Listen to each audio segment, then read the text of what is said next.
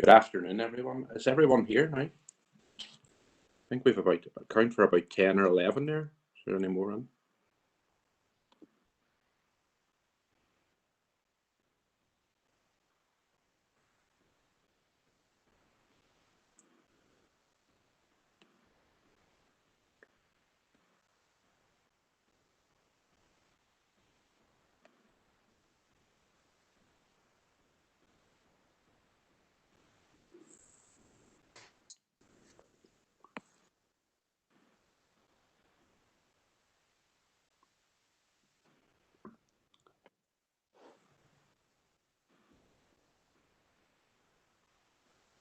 About 9 members on there at the minute. A few extra as well.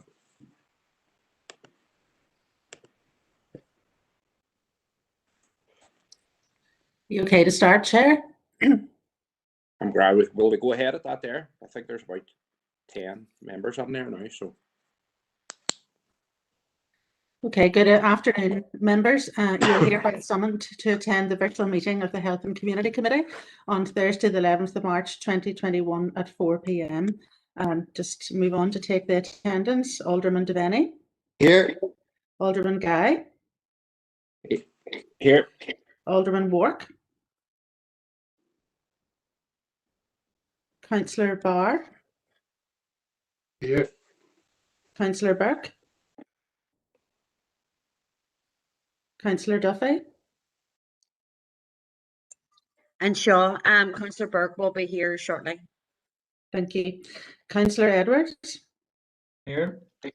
Councillor Farrell. Here. Councillor Ferguson.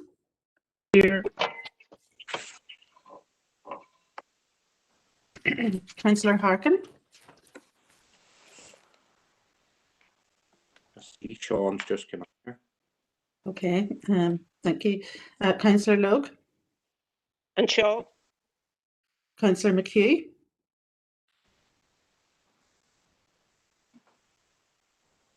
Councillor Minnie.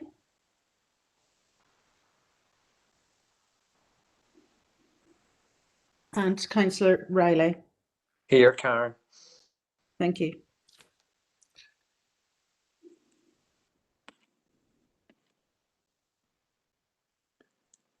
Can I see Councillor Minnie and Councillor McHugh there? Okay, I'll note that on the attendance list. Councillor Harkin's here too. And Councillor Wark as well, or Alderman Wark, I see there as well. Chair, I don't know if it's going through or not.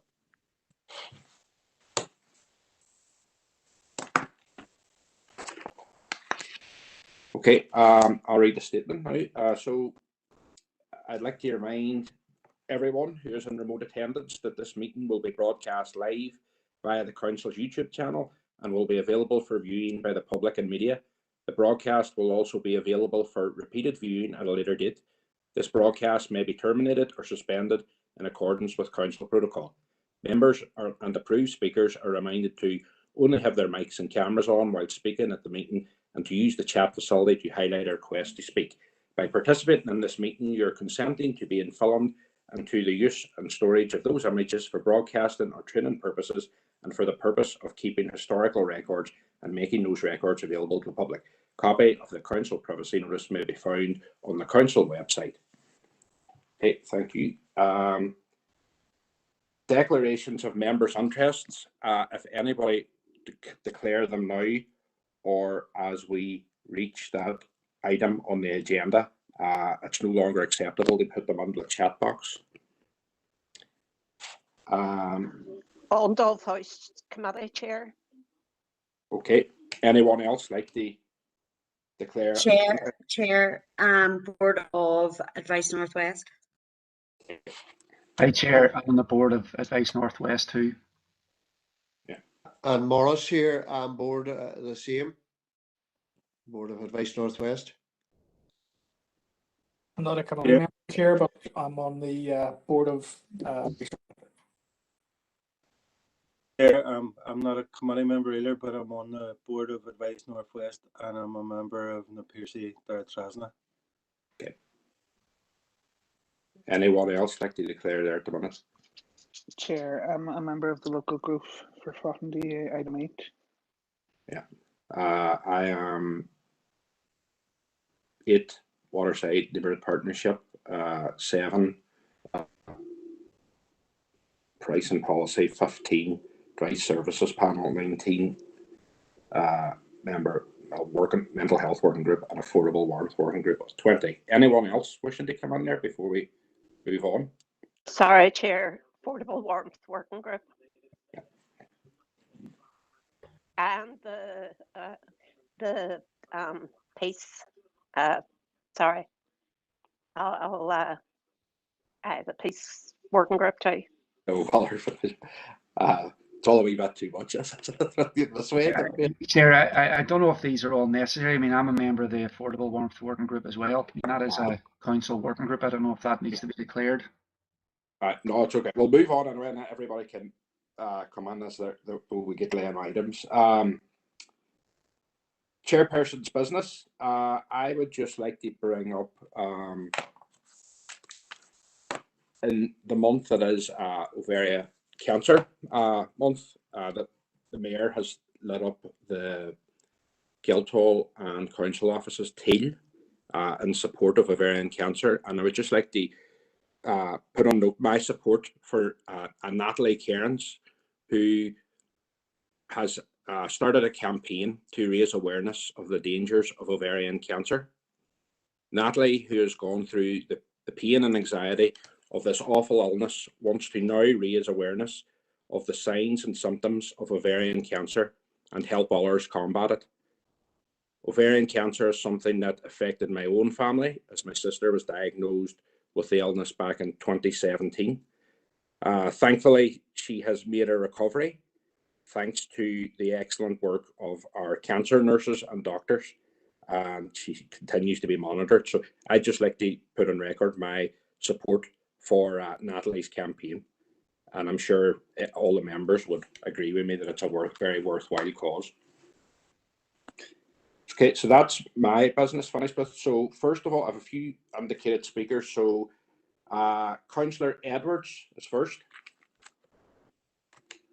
Chair, thanks for letting me in to raise an issue under your business, and I just want to raise the issue of GP appointments. I know we had doctors in the last meeting in February, but given that the pathway to restrictions has been published by the executive, I don't see any mention of GP appointments in it. I think it would be good to sort of get maybe an update from the minister on what future plans are for GP appointments. Like other members, the public are coming to me and asking me about it, and I do respect the work that GPs are doing in the position that they're in, but it will be good to get clarity on whether there'll be some way back to some sort of normality in terms of GP appointments, Chair. And the second issue, and it's an issue that's related, Chair, and it's one that's come up frequently in the last few months, and it's to do with prescriptions and picking them up out of hours locally. It's an issue. A few parents, especially in the Strabane and the Derry wards, have contacted me. They're having to travel to Omagh and the Derry to pick up prescriptions, especially for younger children. And my colleague, Councillor Jason Barrett, actually drove a mother who was in a bad way about not getting prescription for a child to Omagh to pick up a prescription. So I would like to maybe, I'm not too sure whose remit that is. I would imagine it's the Western Trust Chair, to sort of just get clarity on what the position is, especially the Strabane and Derry wards around picking up prescriptions, especially out of hours. And just a final point there, I would also, I'm in council, I think, 10 months, I think now, but I would like to see Western Urgent Care being brought in, just to provide the committee with an update on out of hours provision in the wider Strabane area. I know historically there's been issues with it, especially around recruitment, but I would just think it would be good for the committee to get an update on their work to address that. Thank you, Chair. I would agree with there, Councillor Edwards. So do you want the committee to write to the Western Trust over the GP? Am I right in saying that? Yeah. Is that a proposal? Yeah, maybe perhaps the minister might be better, just because the GP appointments is North Way, but I think the Western Trust regarding the prescriptions and Western Urgent Care regarding the out of hours, Chair, if that's okay. Okay, do you want to put that in the chat box there? Or Yeah. are you okay?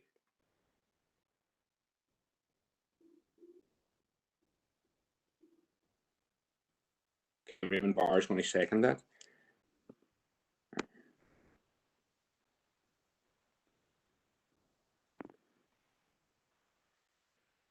I will say that I think we could I just come on there and just say that I think we should write to the Western Trust as well on that there.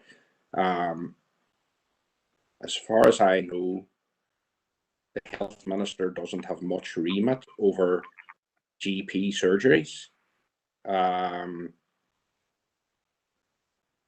But there's no harm in writing to him anyway. Chair, could I say, I don't believe that the Western Trust has either. I think you would be No, writing to, yeah, like the GP Federation, or I'm not quite sure what the term is, but you get what I'm trying to say. I do. I thank you for that, because I was trying to think myself who actually to write to. Yeah. But I know that the minister, and you're right in saying too, the trust really do. The GP is a separate federation, so if we could maybe write to them, that's probably best, isn't it? Are you okay with that? On the same page, anyway. That's it. I think we're all agreed on that. Is it the BMA? Yeah, I actually think it is, Derek. I think it is. I think we're all. That's I think that's all right. We're all agreed. Sorry, folks. I meant to bring in Mary Durkin after myself at the start there, so I'm just going to hop back there a minute. So, Mary, if you would like to come in there now. Okay, thank you, Chair. I'm not on this committee, but I just wanted to add my voice to your opening support there for the ovarian cancer awareness campaign that's been spearheaded by Natalie Cairns. And I think it's good to applaud her courage. And I know that all our councillors have been involved, and indeed I think it might be coming up at full council, and we can all play our part, because we really, and I know that it's a matter very close to your heart too. So I just wanted to be associated with your comments of support and solidarity for Natalie and the campaign. Thank you very much. Thank you, Councillor Durkin. Councillor Ferguson. Thank you, Chair, and the same as the previous speaker. Just want to be associated with your words for Natalie and her amazing work in highlighting this campaign, and to highlight the fact that she's just released a video there to try and put out the word and to use Derry Overcome on social media. So appreciate you bringing it up today. Just wanted to be associated with your comments. Thank you, Chair. Thank you, Councillor Ferguson. Councillor Donnelly.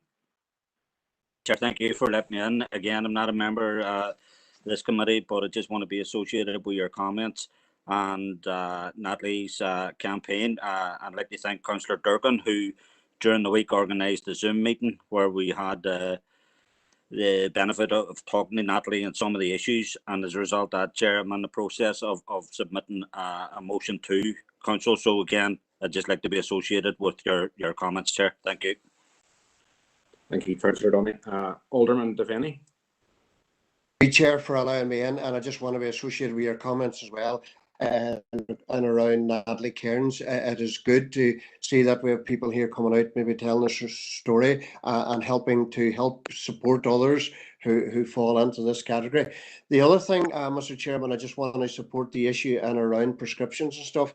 I know there's been an issue raised that we have to go from Strabane to Oma looking for prescriptions. I've been contacted by a number of constituents, Chair, who have serious problems getting their prescriptions even locally on a monthly basis. Some of them have to go back 3 times before they get their full prescription.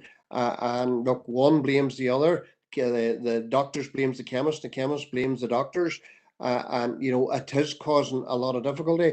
And times when, you know, with COVID-19, we would expect that one visit to the chemist to get your prescription is enough. But some constituents that I have spoken to have had to go 3 times to get their monthly prescription. And this just doesn't happen once. I have constituents who have said it has happened now 3 months in a row. So I think that should be what the proposer of the other to write to the BMA include this issue as well. Okay, thank you, Alderman Devaney, for that. I'm sure Councillor Edwards wouldn't mind. Are you okay with that, Councillor Edwards? That's included in the letter? Yeah, perfect. I outlined that, yep, in raising the issue, but yet definitely and completely agree with Alderman Devaney there, Chair. Thank you. Okay. And note that Councillor Doyle has actually given in there the contact details, Dr. Alan Stout. Thank you for that. Councillor Logue. Thank you, Chair. Just a wee bit of clarity, Chair. On the prescriptions, is it the prescriptions from the urgent out of care, or is it from doctors? If maybe that'll transpire on the chat, but I just think if clarity could be given on that. And just there was a wee bit of confusion on behalf of myself when I was noting my conflicts of interest, and it is actually item 12, and it's a good relations working group that I would sit on. So if that could be noted too as well. Thank you. Okay, Councillor Oak, thank you for that.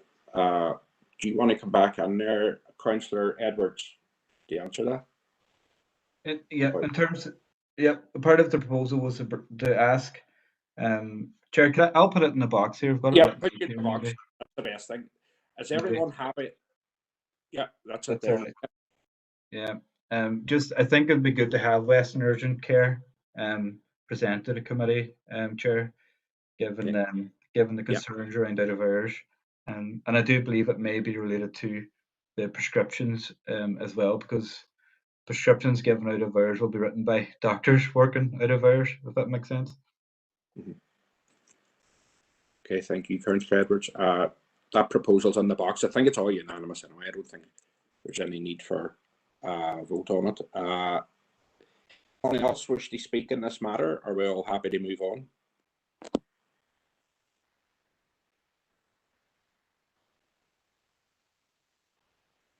No, everyone happy, and decision unanimous on the letter. I'll move on then to Councillor Harkin next.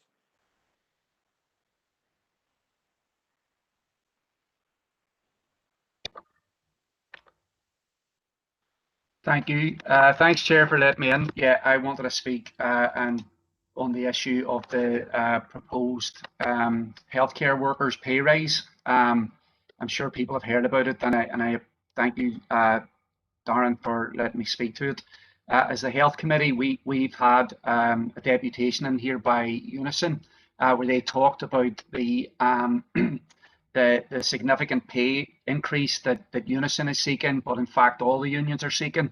And we as a council, I'm glad to say, have agreed to support the demand for an increase of between 10 and 15% for healthcare workers. And we've also agreed already to back industrial action if the healthcare unions feel that is necessary to take.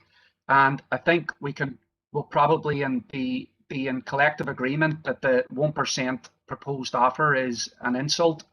And I fully agree with Pat Cullen, the director of RCN, when she said we very quickly went from claps to slaps in the face for healthcare workers. And I think that the 1% offer is genuinely insulting. I've heard Tory ministers say that this is a good deal, and I think that this is it isn't a good deal. It isn't a good deal at all. So look, I think it's a slap in the face to our council. I think it's a slap in the face really to everybody that has been out clapping for healthcare workers and people who have depended on the NHS. Especially over the last year to get us through this pandemic.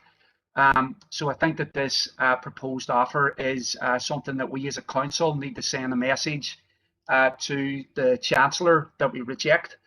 I think we have to acknowledge that a number of the unions have already declared that they are, if this is not reversed, will be planning to take industrial action. The Royal College of Nurses have set up a strike fund for 35 million to make sure that their members would be protected if they are forced to go out and strike.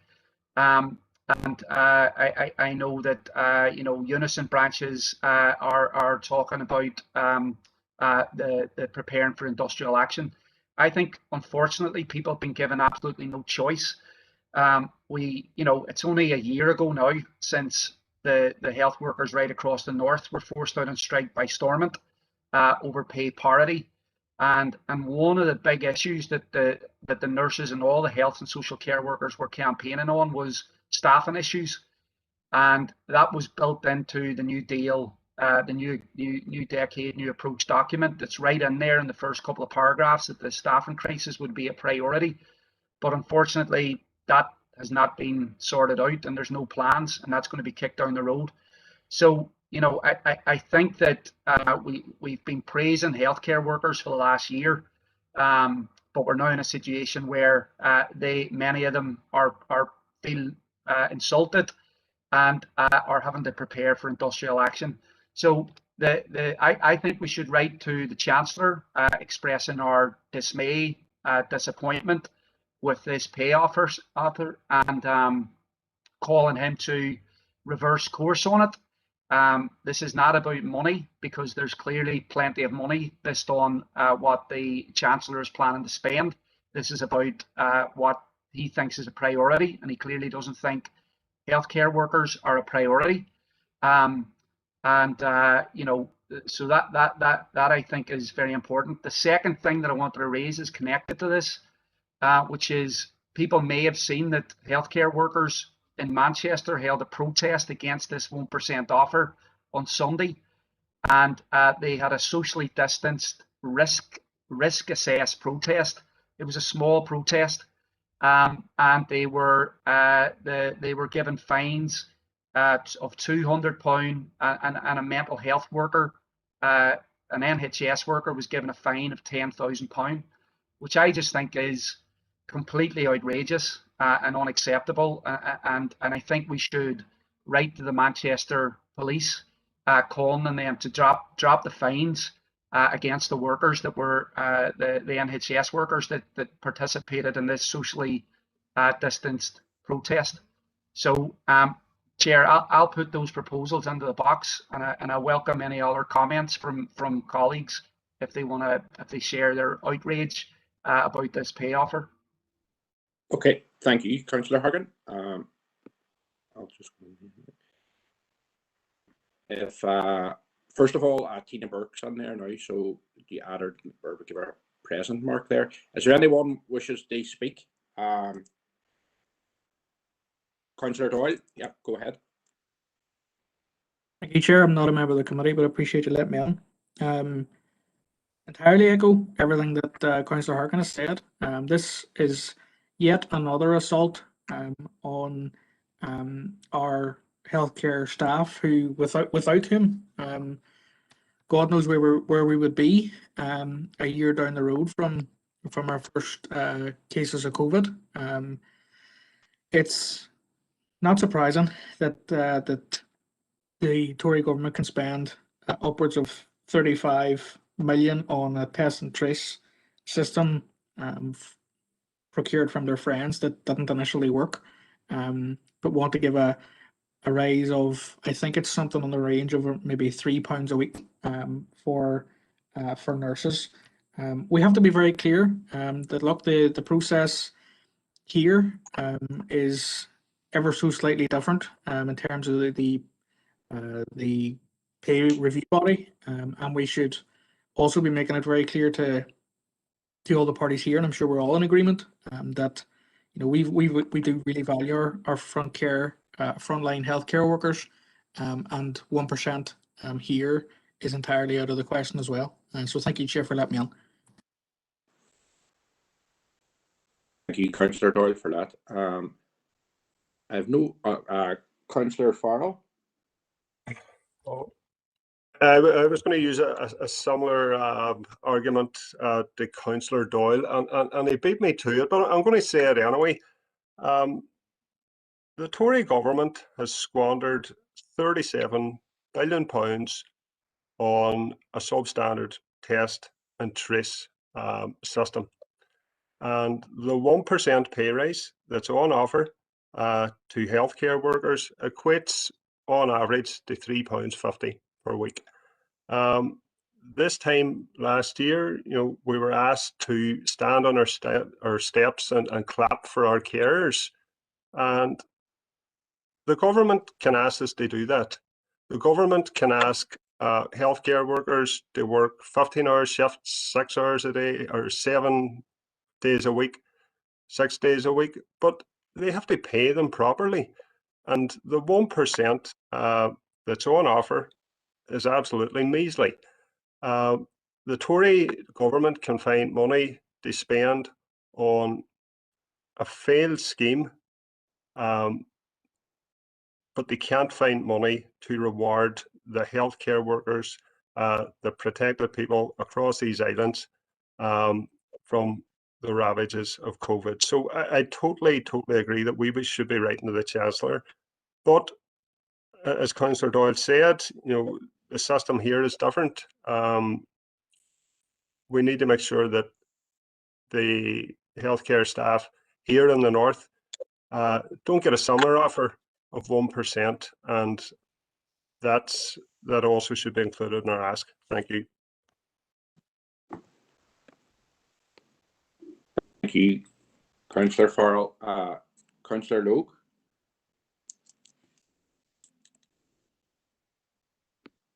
Thank you, Chair. Yeah, just to say that we totally support a letter going to the Chancellor regarding this issue. I am aware that Michelle O'Neill, the Deputy First Minister, has phoned actually Michael Gove on this matter, advising how outrageous this miserly offer is. So yes, on behalf of Sinn Féin, we totally support a letter going regarding this issue. Thank you. Okay, thank you, Councillor Logue. Councillor Barr, did you want to come in there, or you have enough of your post on the chat box? I'm happy enough, Chair. Okay, thank you. Alderman Devaney.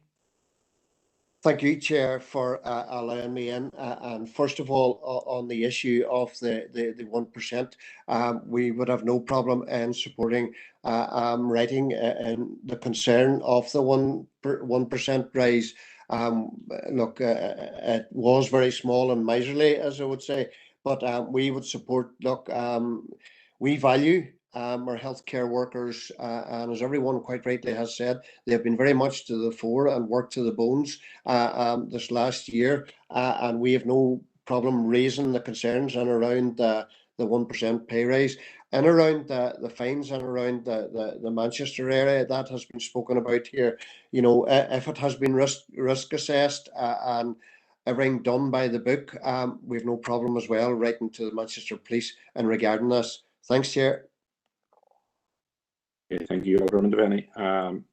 Councillor Jackson. Thanks, Chair.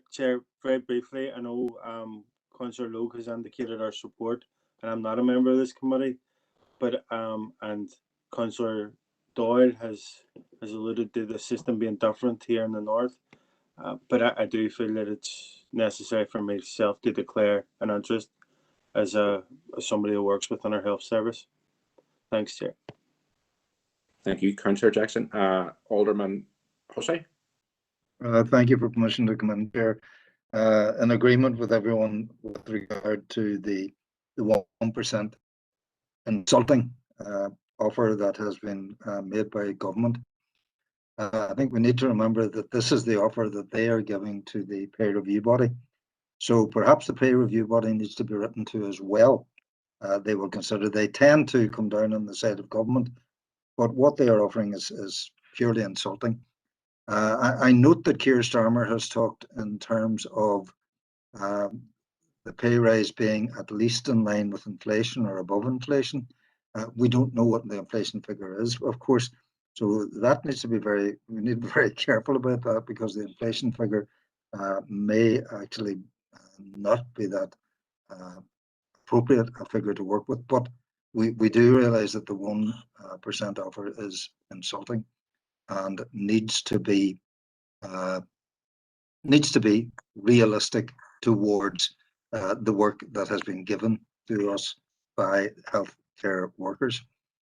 We also need to be mindful, and I'm sure Councillor Jackson will agree, of all of those others who work in the health service, the ancillary staff who are essential to keeping that overall service operational. That cannot be avoided either. And I would hope that whilst we're talking here about the nurses' pay rise, we're mindful of all the others who work within the health service. The worrying thing here for Northern Ireland is, of course, whatever is decided on UK mainland will come through to our finance minister via the Barnett formula as what will be allowed from Westminster with regard to the health service, and how our health service will then redistribute its funding. And that is going to present a problem if our nursing staff are ignored at this point. It will present an issue for our managers at Stormont to have to deal with then as to how they take forward and what priority they give to these workers who have been so magnificent over this past year and beyond that, and will be going into the future. And don't forget the tsunami that they are now facing coming out of COVID, when they're going to have to deal with a backlog of work which has to be dealt with, because it was bad even before COVID. It's worse now. So all of those things need to be taken on board, and the health service needs to be supported. And the most important element in the health service is those who work in it. Thank you, Chair. Okay, thank you, Alderman Hussey. I'd just like to say that I fully support the proposal. We're all agreed that all healthcare workers, but especially the nurses, have worked under unprecedented pressures and unimaginable challenges over the past 12 months. I would agree with what Alderman Hussey says, and perhaps maybe write to the pay review body as well, which will make the decision. And obviously in Northern Ireland, we can't decide until that pay review decision has been made. So perhaps it is a good idea for us to write to that body as well. But I definitely do not accept that the 1% pay rise offered by the UK government. It's insulting to those who often sacrificed the most, and make sure that they're all properly rewarded in a fair pay settlement. So that's going to be seconded by Councillor Raymond Barr. Councillor Harkin, you can come in there again. Thanks, Chair. Yeah, look, we should write to the pay review body as well. And this demand is for nurses, obviously, and they've been very visibly on the front line in terms of the pandemic and in our health service. But this is a demand for all healthcare and all social care workers. So porters, cleaners, the health unions are demanding a significant pay increase for all them. Because they've also been in the front line, and this is about the last year, but this isn't really just about the last year. This is about years and years and years of pay freezes for our health service workers. That's why they were out in strike just over a year ago here, at Altnagelvin and across the north. That's why they're already very frustrated about the lack of action over the promised staffing issues. Nothing's materialized there. So the pressures on them, with or without the pandemic, have grown massively. So this is really about our council expressing our outrage about this proposal that's coming from the Chancellor. But I think that we also have to note that we are sending a message by backing the health service workers. We're sending a message to the executive as well. that we're with the unions. The unions right now, many of them are preparing for industrial action. In a previous motion and in discussions here, we have given our backing to a pay increase of between 10 and 15%, which is what I believe they deserve. This is about priorities because I've looked through the actual tax proposals, and even though there's a proposal to increase the corporate tax rate by a couple of percent in a couple of years' time, there are massive tax giveaways to very wealthy corporations of 25 billion included in that budget. So this is there's a lot of unfairness here, and I think that the key way we're going to get it addressed is we can send our letter of support to the Chancellor, to the pay review board, but I think it's about sending a message to health workers that we're on their side and we're going to back them in action if they decide to take it. There is a call for a clap tonight, a slow clap. It's not like the previous claps. This clap tonight that's been called for by some of the unions is to reject the 1% pay offer. And I would say it's also to show that you support the unions that are gearing up for action. So that's at 8 o'clock, and I would encourage people, if they feel strongly about this, to join that. But thank you everybody for their support and the notes about here that were made by councillors we're taking on board. Okay, thank you, Councillor Harkin. That's everyone on that one. So, Alderman Wark. Yeah, thank you, Chair, for allowing me on. As we all know, today is the European Day of Remembrance for Victims and Survivors, and I just want to thank the Mayor for obviously going to light the council buildings red in this district. Myself, I was contacted last week by a victim from the city. Sadly, lost both his legs due to a booby trap bomb back in 1988, and this time, 2016 in March, I had done our traveling to Brussels along with all my victims, and from that I met 7/7 survivors from London. I met victims from the Tunisia attacks and the Paris attacks as well, and we done her then in the Guildhall, bringing over a fellow called Colin Bidwell, and obviously 26th of June 2015, the Tunisia attacks, and he was involved in that, and he actually talked to a group of young people throughout the city on the horrific incident that happened over in Tunisia, and obviously what happens then from the victims, how their lives changed. But I do want to thank the Mayor for his initiative tonight on this, and it's extremely important that we work this occasion within the city and district as a way of paying our respects to those who have been injured and lost and their lives as a result of terrorism, and also to their families and friends of them victims as well. There are many victims who lost their lives and whose lives are changed forever. But I just want to thank the Mayor, and obviously on this day, everybody just to remember the victims and survivors out there. Thank you, Chair, for allowing me on. Thank you, Alderman Wark. I'd just like to add to that about today that we join all communities across Europe as we remember the individuals who continue to live with the lasting effects of terrorism. It has never been more important for us all to focus on how we can support innocent victims and survivors as they continue to seek justice everywhere. Councillor Harkin, you want to come in there? Thanks, Chair, for letting me in. Look, a lot of people have contacted me saying that they're not clear about why the council buildings were lit up. And obviously we live in a society where, all communities have been impacted by conflict here.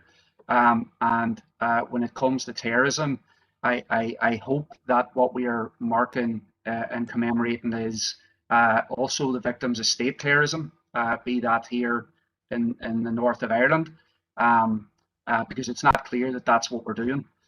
Because in my view, states are very, very powerful entities that actually have more dominance over the means of violence, and that have caused conflicts here, conflicts right across Europe.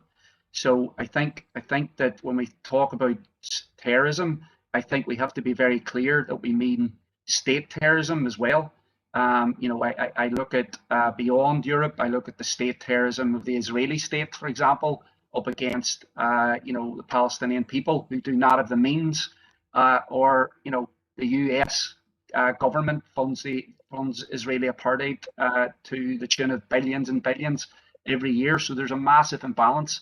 So I think we have to make it clear when we're commemorating the victims of terrorism in all communities right across Europe, that we include state atrocities, and that we acknowledge that there is state terrorism, and that people living here are very familiar with that too. Thank you, Chair. Okay, thank you, Councillor Harkin. Councillor Jackson. Thanks, Chair. And I know I'm not a member of the committee, but I just want to comment on behalf of our party in relation to the initiative that Alderman Mark has referenced.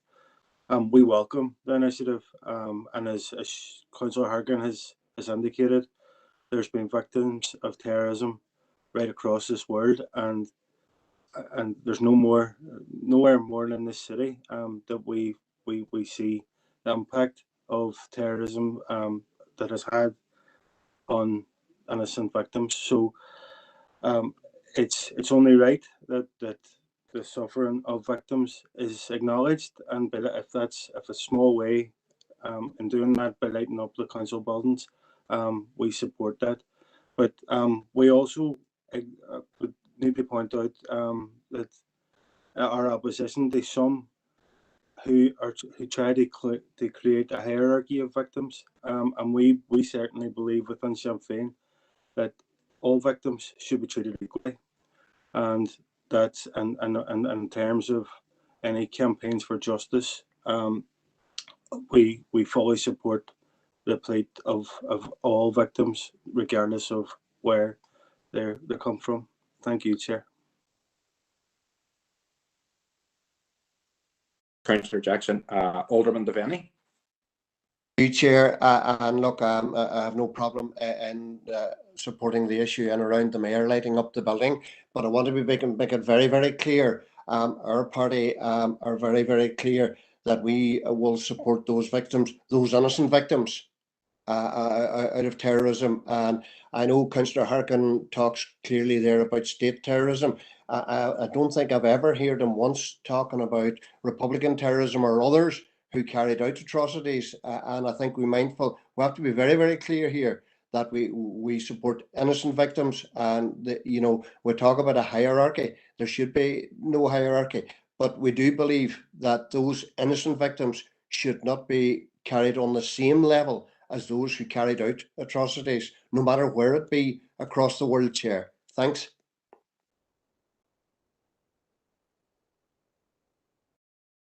You, Alderman Devaney, for that there. I've no other indicated speakers, so we'll move on to matters arising from the open minutes of the Health Committee, Thursday 11th of February. Is there anyone wishing to bring up anything in the minutes?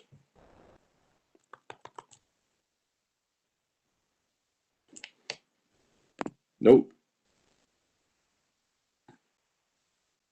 No one. I would just like to bring up under HC 53-21, and it's basically just the ongoing dog fouling, which still continues to be a problem, but that's something we're trying to curb. But there's still a lot of places calling for signage to be completed. Eglinton, Sevenoaks, Summer Meadows, a lot of areas and around the water side, I feel that there should be more signage put up, or even the spraying on the pathways. So maybe if we could look at that there. Councillor Logue, you want to come in there? Thanks, Chair. It's just that at the Environment and Regeneration Committee yesterday, There was a report about extra money being allocated for bins, which included dog fowl bins and signage, etc. So that work is going to be ongoing. But just if you can see on the minutes, I had asked for a bi-monthly report to be brought to this committee on the subject of dog fouling. So hopefully we'll get a report how the new powers are working out next month. Okay, thank you. Thank you, Councillor Logue. I missed that part yesterday in environment. Thank you for pointing that out. So we'll move on.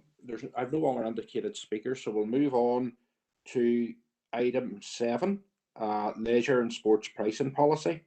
So Barry, if you want to take that. Thanks, Chair. Members, the purpose of this is to present to you the leisure and sports services pricing policy and schedule of charges for the new financial year 21-22.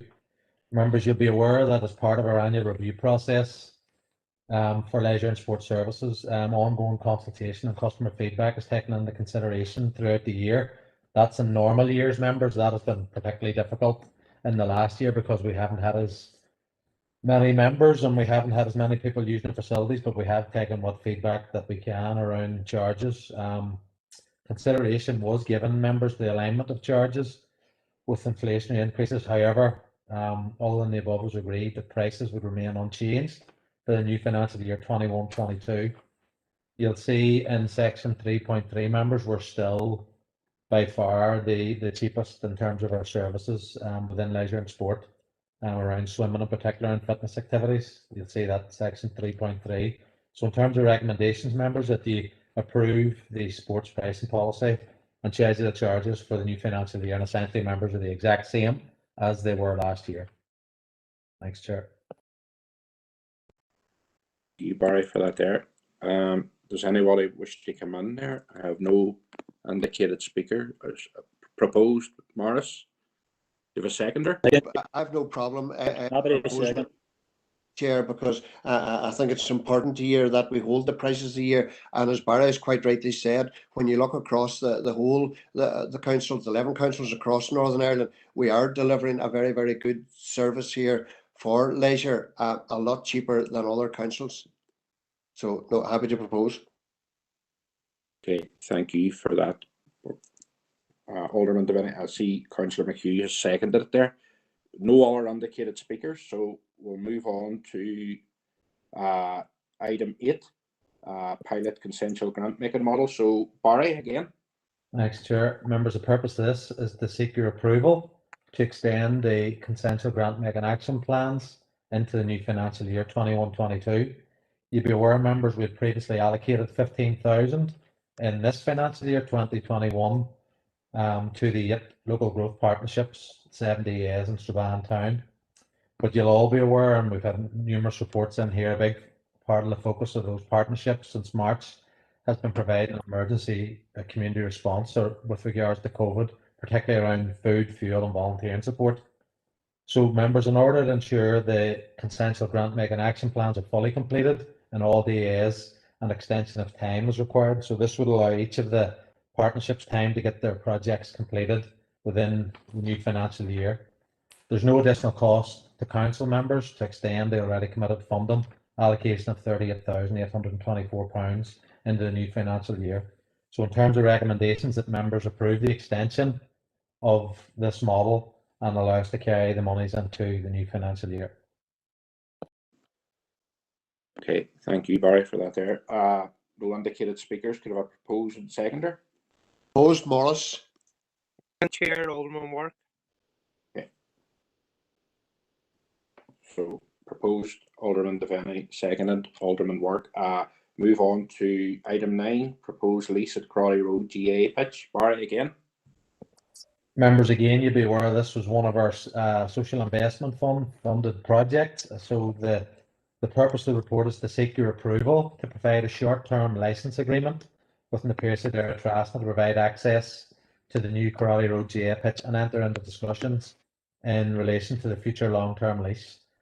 This project was funded, as highlighted, through the Social Investment Fund construction has been complete and the grass pitch was sown in late summer 2019. It's envisaged the new pitch would cater for Na Piarsa Dara Trasna.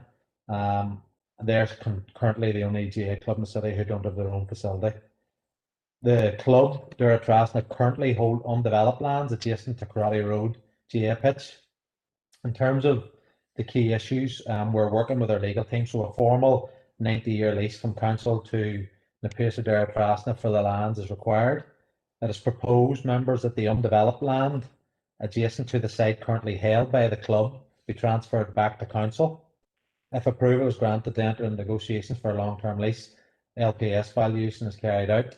Any development or maintenance costs will be funded completely by the club going forward. So as I've highlighted, as the site is ready for competitive actions, proposed council provide a short-term license agreement in the absence of the lease being created.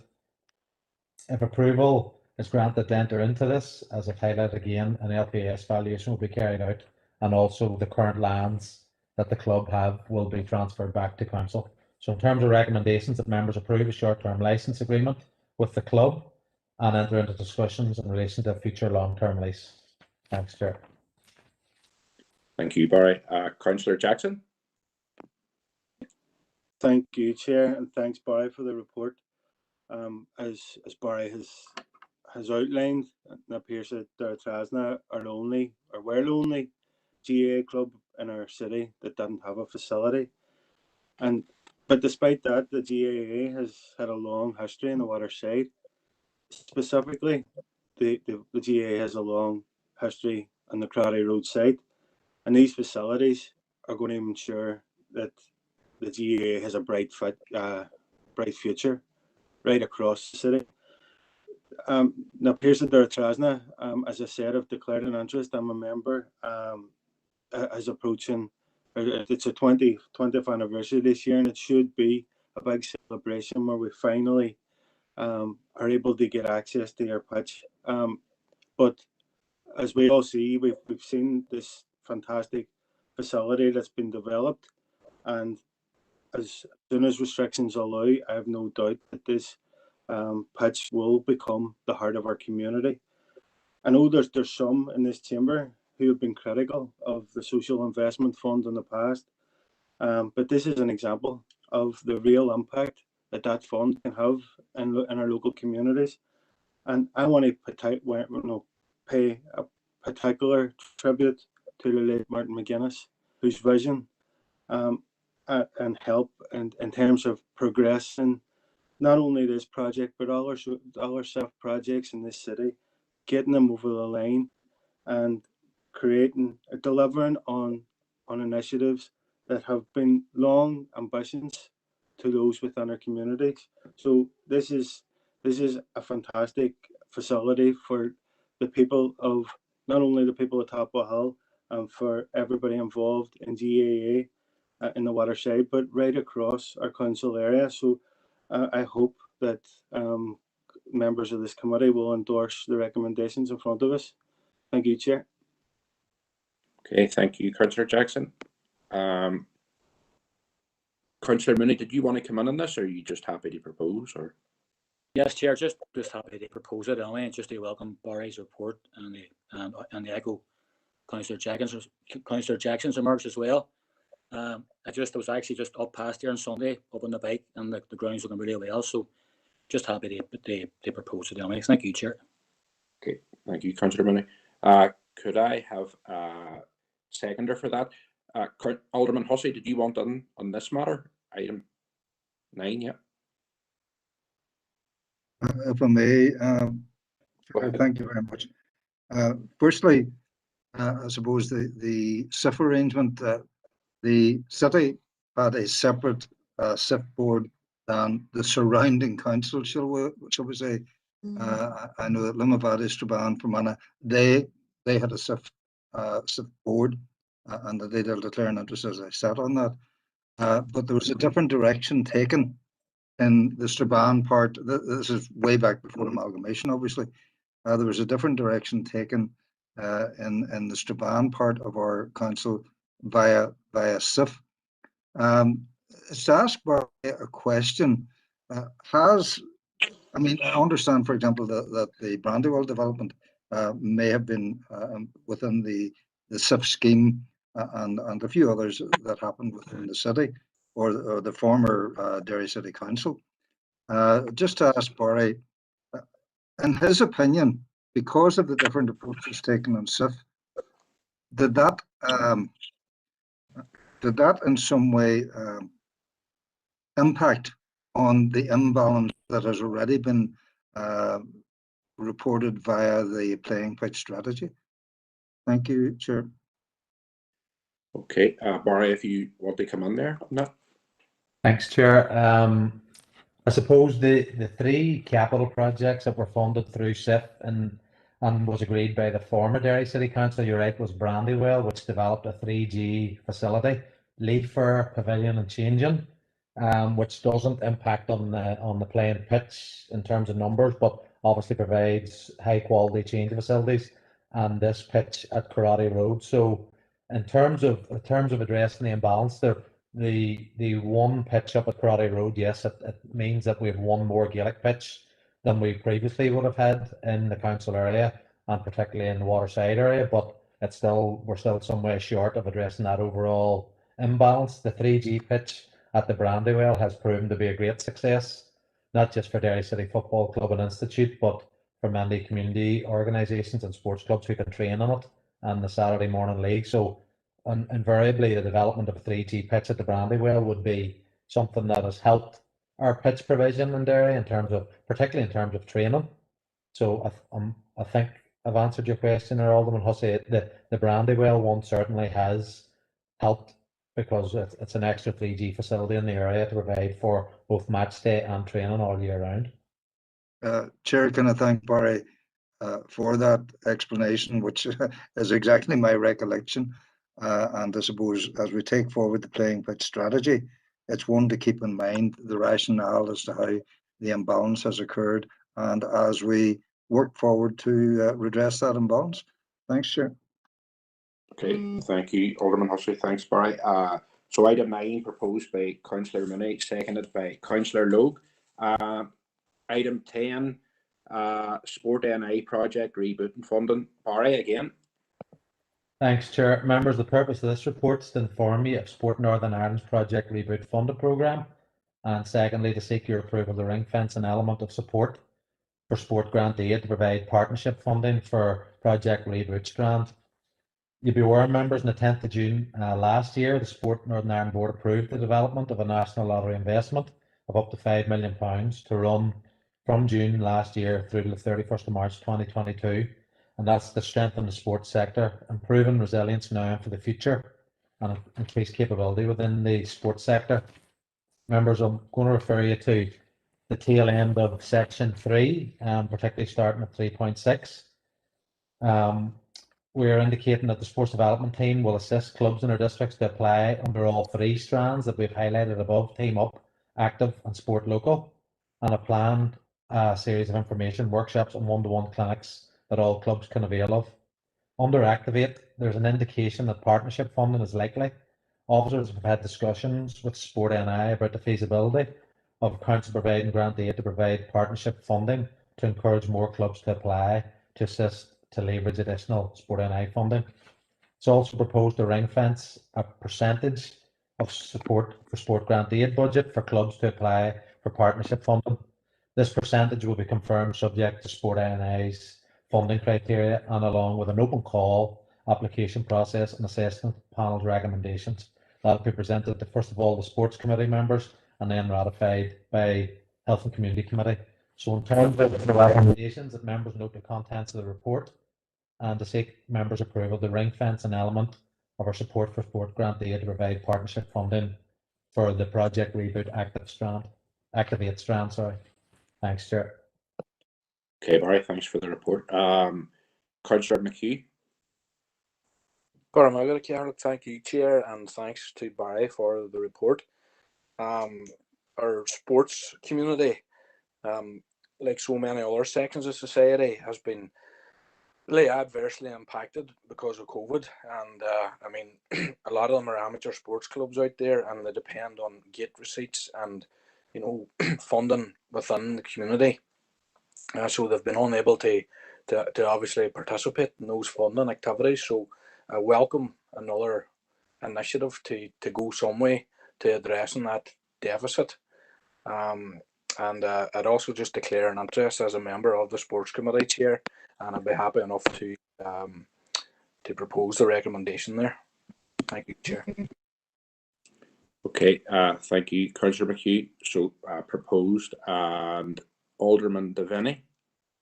Thank you, Chair, for allowing me in, and I have no problem, or our party's no problem in second the recommendation coming forward here. As the previous speaker has said, sport has been seriously affected by COVID this last year, and we all know, and I'm not going to get into the nuts and bolts of it, but it is hopeful that this sort of funding that will come out will help them as we move out of the COVID situation and try and get some of the clubs back on their feet again, because of the difficult issue, as the previous speaker said, gate receipts and income for a lot of clubs has been nil this last year, and just welcome the report. Okay, thank you, Alderman Devaney. Alderman Hussey.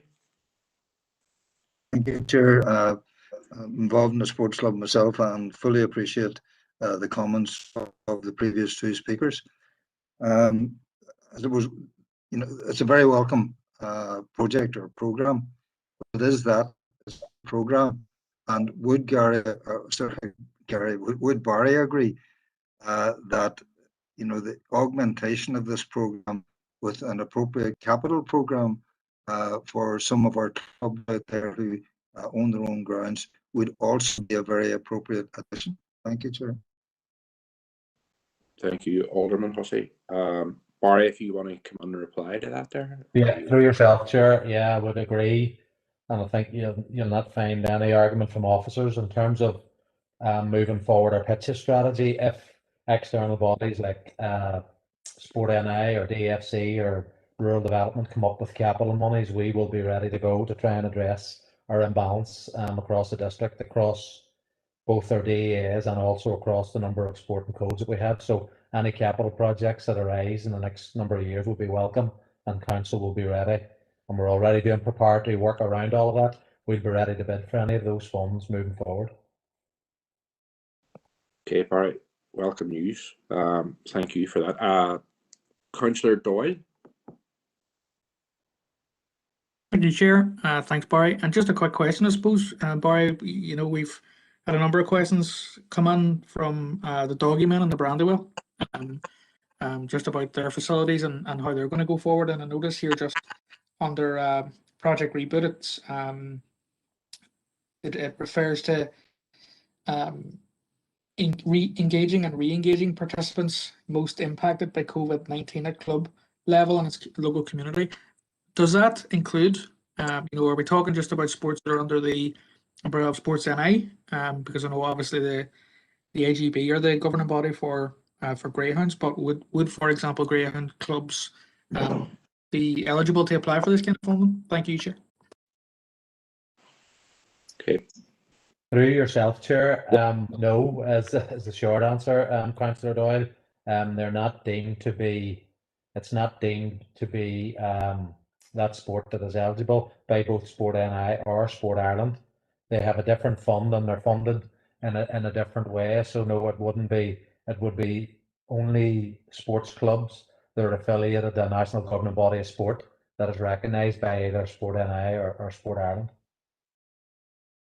Okay, thank you. All right, no more indicated speakers. So item 11, pitches and pavilions, additional works. Barry again.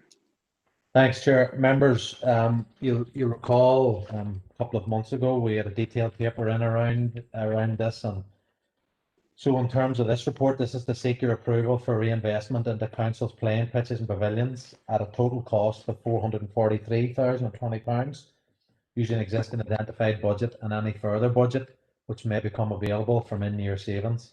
And the vast majority of this, members, is to address that first strand of our pitches strategy that members have already agreed we progress with. So you'll see in the first section there, we've previously had a number of reports presented to this committee. In December, members approved a budget of £211,520 to be completed at playing pitches and pavilions should budget become available.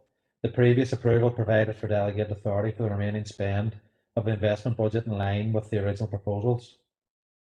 And in January 2021, members approved a list of preferred options would deliver on our strategic recommendations for our pitches strategy. So since that date in January, members' officers have scoped out additional investment outside of the essential works currently required at council's playing pitches and pavilions to increase the standard of our facilities. An indicative cost totaling 231,500, you'll see in Appendix 1, have been identified for the additional works. This is on top of the 211,520. And all of these actions will deliver on the strategic recommendations in our pitches strategy, members. So an overall proposed spend of £443 and 20 pence is required to complete the identified works. Works will be carried out subject to available budgets being in place and in consultation with the lead finance officer. So members, in terms of the recommendations, that members note the update on the reinvestment programme for playing pitches and pavilions, and that members approve reinvestment in the council playing pitch and pavilions at a cost of £443,020 using existing identified budget and any further budget that may become available. Thanks, Chair. Okay, all right, thank you. Councillor McHugh. Yeah, thank you, Chair, and again, thanks to Barry for the report there. Particularly welcome, as Barry referred to there, in terms of our playing pitch strategy, that this represents a small start, I suppose, to implementing the playing pitch strategy, even though it hasn't come to its final conclusion yet. It's still out for public consultation, I think. But it's good to see there, just in terms of my own ward, you know, that work taking place there at Mitchell Park and indeed at Strabane, where it will complement the work that's currently ongoing on site there in terms of the extra changing and other works coming down the line in terms of GA provision, which will tick another box of the playing pitch strategy. So I welcome that, Chair, and obviously I'd be content to propose it. Just one query regarding the fencing there at Mitchell Park, Barry. Is that just to replace the existing fencing to the same standard that it's currently at, or is that will that be totally new fencing or a new type of fencing? Thank you, Chair. Okay, Councillor McKee, I'll let you come in there, Barry. Through yourself, Chair. I don't have the full detail around that, the fencing, but you'll see it's for a considerable amount. So it'll be, you know, I would imagine it'll be, you know, a new type of fence. But look, I'll seek clarity on exactly what that will involve. We obviously haven't procured that or anything as yet. We just met with our property team and identified some of those sites and works that actually need done. So I get the detail around what is actually proposed around that. Thanks, Barry. And Chair, just to say as well that, you know, some of those issues there that are being addressed are issues that were raised over previous years and indeed previous terms of the council by myself and indeed other Derry councillors over the years. So again, I welcome it. Thank you, Chair. Okay, thank you, Councillor McHugh, for that. Alderman Devaney. Thank you, Chair, for allowing me in. And like the previous speaker, I would like just to welcome the report here, and I have no problem in seconding the recommendation here. I think it's very welcome to hear that we are investing in our playing pitches and our pavilions and bringing them up to a really, really good standard. And I just want to comment, and I do welcome on the new pitch that has been worked on at the moment in Artie-Garvan, and the new facility, change of facilities that will be there, and even up in Donamana, the football club, they have received new changing facilities there. And this type of work really enhances the sport, so it does. So it has to be very much welcome, Chair. Thanks. Okay, thank you, Alderman Devaney. Alderman Hussey. Thank you, Chair, and for allowing me in. Not a member of the committee, as it said before. Can I totally support Councillor McHugh? There are issues there which are now beginning to be addressed. It's more than welcome. I imagine the fencing is replaced. Street fencing is probably the wooden fencing from Councillor McHugh, and he will know it himself. The wooden fencing along the lower Strabane Road would seem to be what's suggested there. Within those proposed works, Barry, as you know, there's an ongoing issue that has been looked at and worked on with regard to drainage at Mitchell Park. And I was given to understand that there's still a bit of dissatisfaction from among officers at the results of the work that has been done. So I notice in their playing pitch drainage works, does that include continuing work to see if the situation at Mitchell Park can be properly addressed? And a second question, I note the 4 dugouts, £5,500 per dugout. Is that correct? Thank you, Chair. Okay, thank you, Alderman Hussey. Barry, you want to come back in there? Yeah, Chair. Through yourself, the first comment, Alderman Hussey, yeah, we've carried out considerable works with regards to the drainage, and probably the pitch doesn't drain as well as anyone would like it. We have included additional budget at all our pitches that we get more drainage works done. We've agreed, you'll see, about a new VertiDrain machine that will be available up in the Strabane, Derry rural area that presently isn't available, which will help all pitches, but particularly there. But we've had our consultant team look at this, and short of actually raising the pitch 6 feet or whatever, it's going to really, we're not going to really resolve the drainage issue at Mitchell Park considerably. You know, it's a stick and plaster approach really to try and keep people off it in the really bad weather, to try and do what we can, implement a more rigid maintenance regime, new equipment, more VertiDrain, and more money spent on it. But short of a complete new rebuild of that pitch at a much higher level, we're going to always encounter drainage issues just because of its location in relation to the river. So we're doing all we can with that. And in terms of your second question around the dugouts, I need to come back to you on that, because I see what you're saying, that that's put together with our property team, and it does seem particularly high. So I'll get that double checked, but they seem to be very expensive for dugouts. So I'm assuming that that's for all 4, but I'll double check that and come back to members on it. Subsidiary question, Chair, to that. Thank Barry for those clarifications. He did mention the council VertiDrain machine.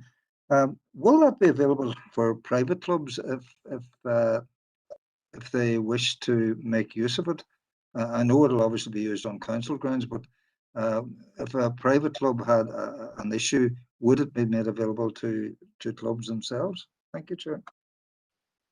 Through yourself, Chair, this will be our grounds maintenance team that will have control of this machine like the rest of the machinery. So I'm not quite sure, do they lease out machines for private clubs and the like? It's not something I'll know, but it's something we can check with our colleagues in environment. But I would anticipate there's insurance issues, there's training around machinery issues, and a liability point of view.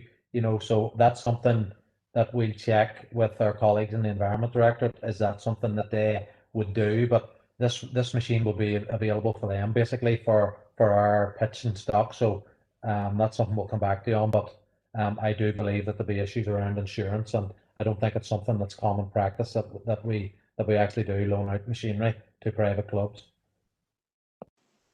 Okay, thank you, Barry. Councillor Logue.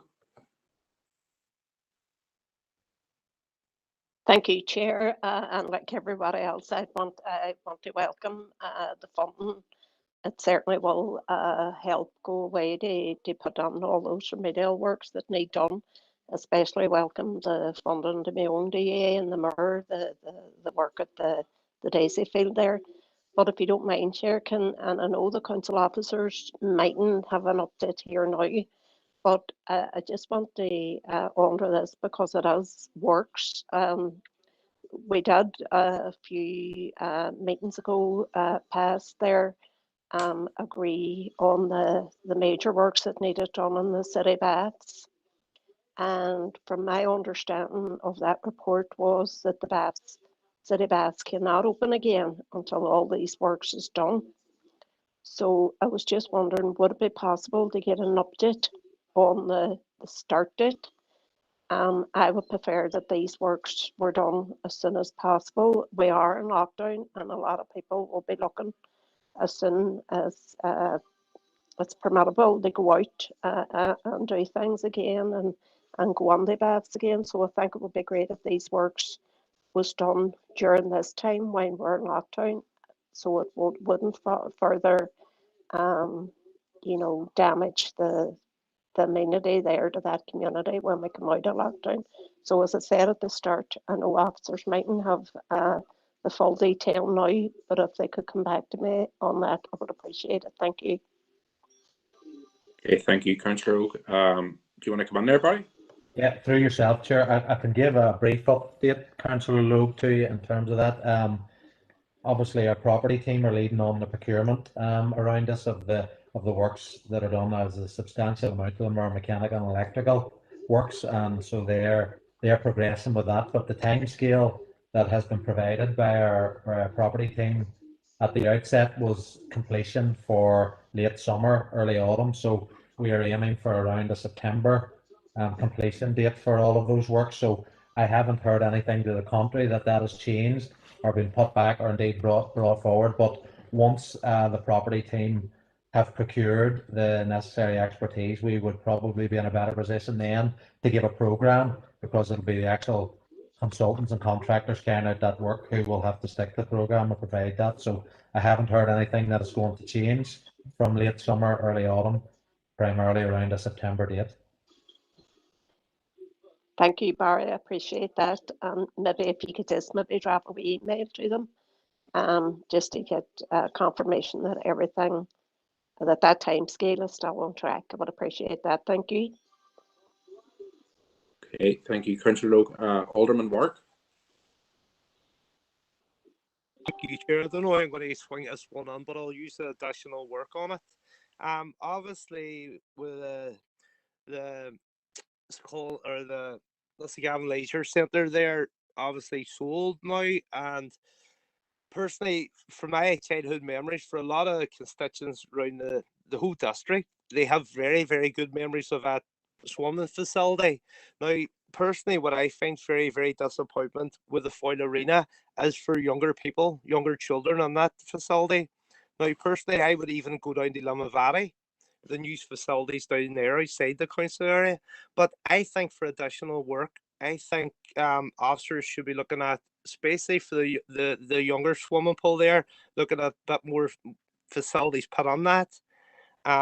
What I mean is slides, more activities for them, because I feel from what we had and what we have now, it obviously it's pretty disappointing, really, especially for that younger age group. But Barry, would there be any kind of scope looking into something now for Foyle Arena, especially for the younger pool, more activity type slides, stuff like that there? So thank you, Chair. Okay, thank you, Alderman Wark. Barry, do you want to come in there?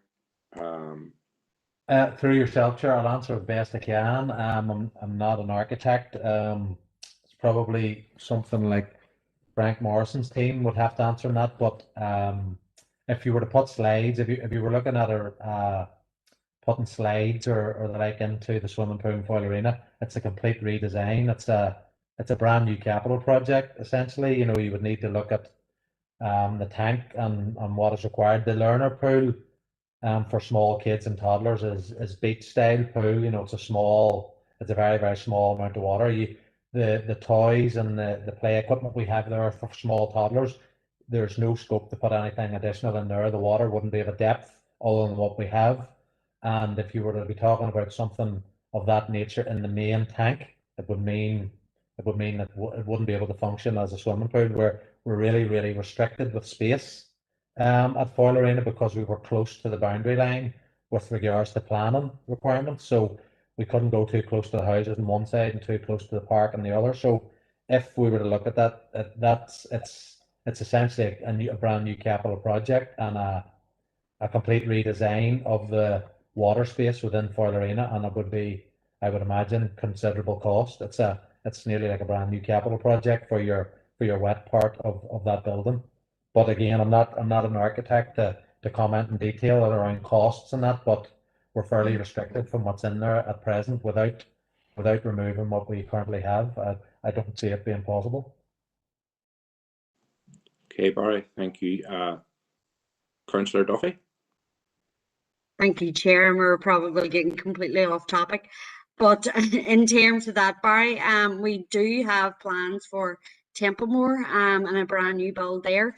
We have seen what can be achieved in West Belfast and their leisure centre there that has been a new build. So, you know, in terms of the slides and stuff, let's bring them to Templemore. Okay, thank you. Councillor. Yeah.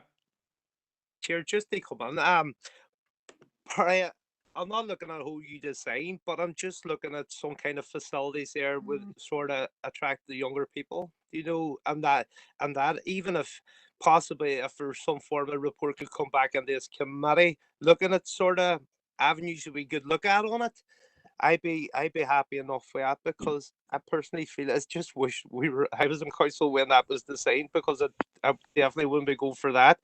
I wonder if Frank is sort of design, but even change the facility, them slide type things in that beach style area. You know, if we could look at stuff more attractive for younger people, would be ideal if a report could be brought forward.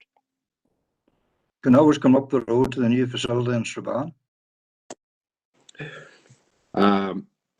I'll just come in there on that there. I do think that Foyle Arena, the pool on it is quite small for anything like that. I'd be very much in the mind that Lisnig Elvin shouldn't have been sold in the first place, because the pool was sort of, let's say, seemed to be an afterthought for all the size of it. But well, I think we'll leave it at that and move on to the next item, which is item 12, good relations. Could I propose? Could I put a proposal just that a report's brought back in this committee then on different avenues? I don't mean a whole look at the swimming pools, but can I propose that Frank sort of looks at that younger swimming pool for facilities to come back and a report brought back to this committee later on? That's all right. You want to put it in the chat box there? Okay. Give a seconder then.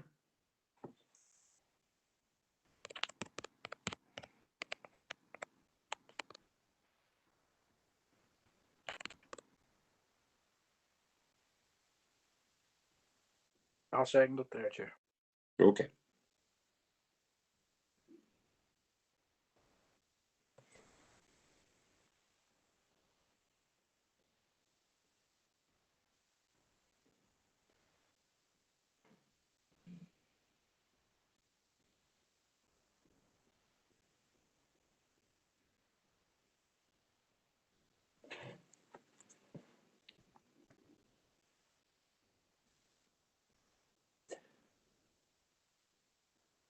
Short and sweet. That's the proposal in the box. Straightforward enough, everyone. I think everybody's sort of be happy enough with that there. Or anybody like to object it, or let me know.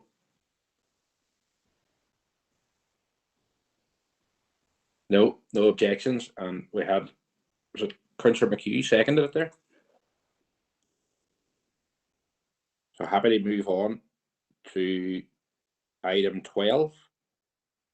Good relations bid to the Executive Office. Barry again.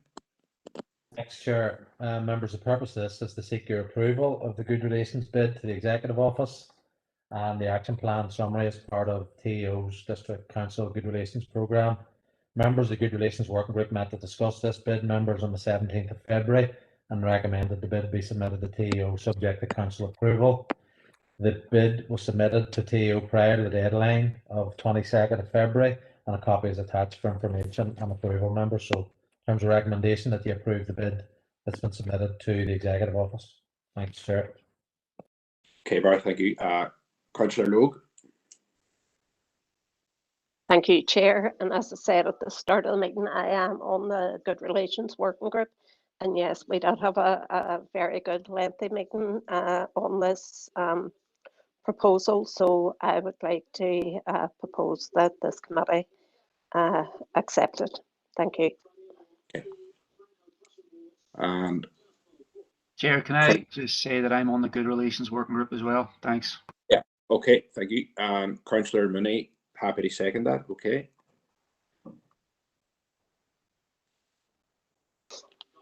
I'm going to is there anyone, nobody else wants to speak in that? No. So I'm going to go to the next. I'm going to take 13 and 14 together unless someone indicates now that they want to talk on them.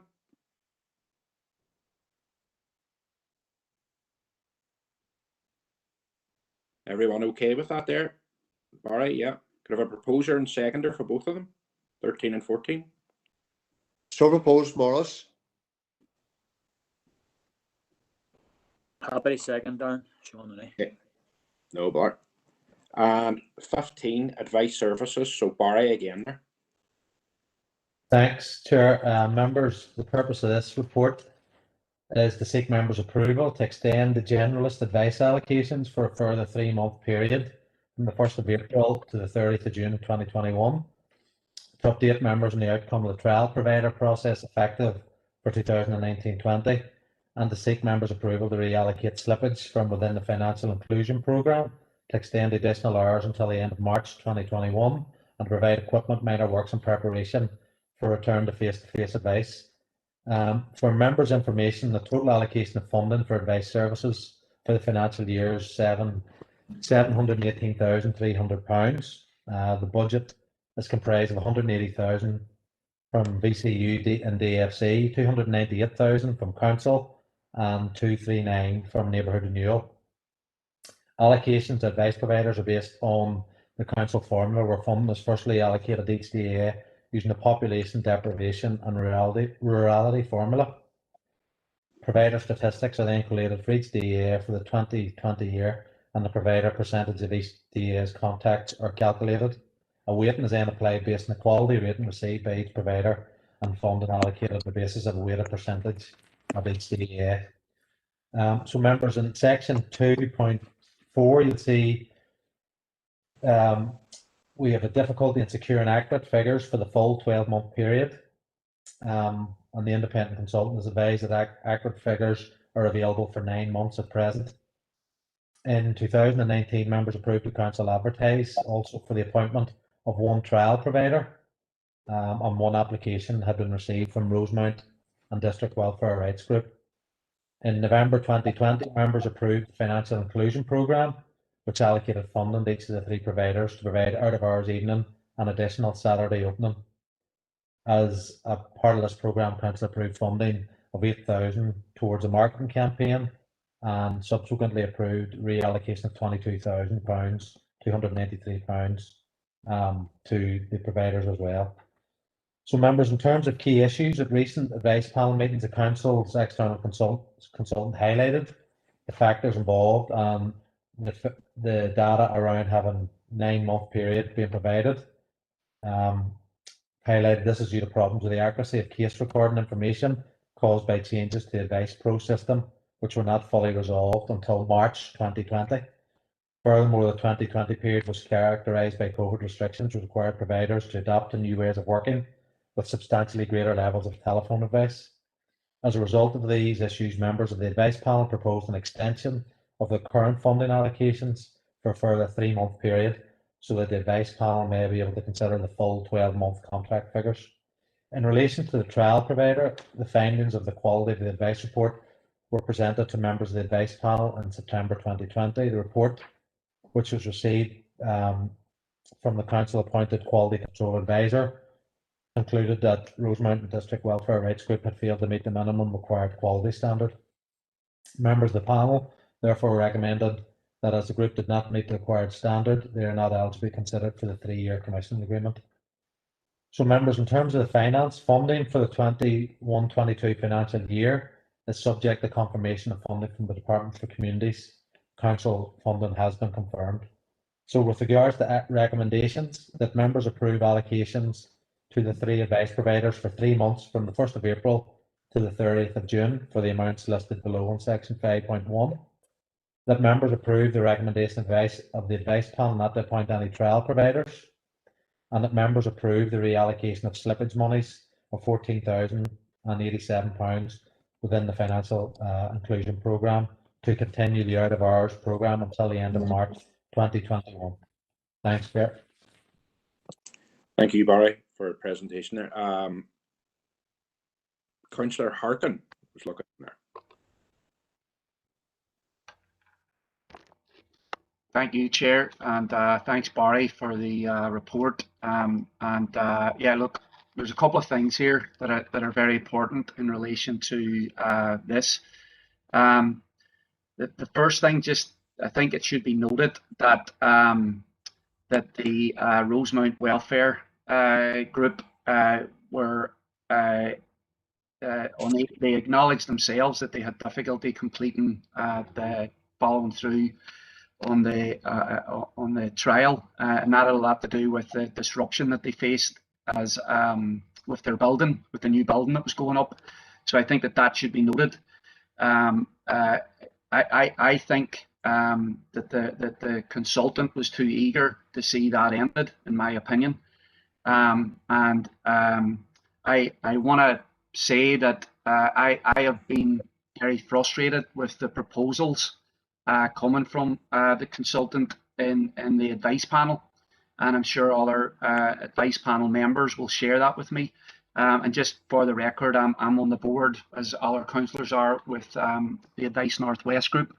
Now, the proposal that Barry has in there for the extension for 3 months, I will be supporting that today. But there's a few things that need to be said about where we've been in this discussion.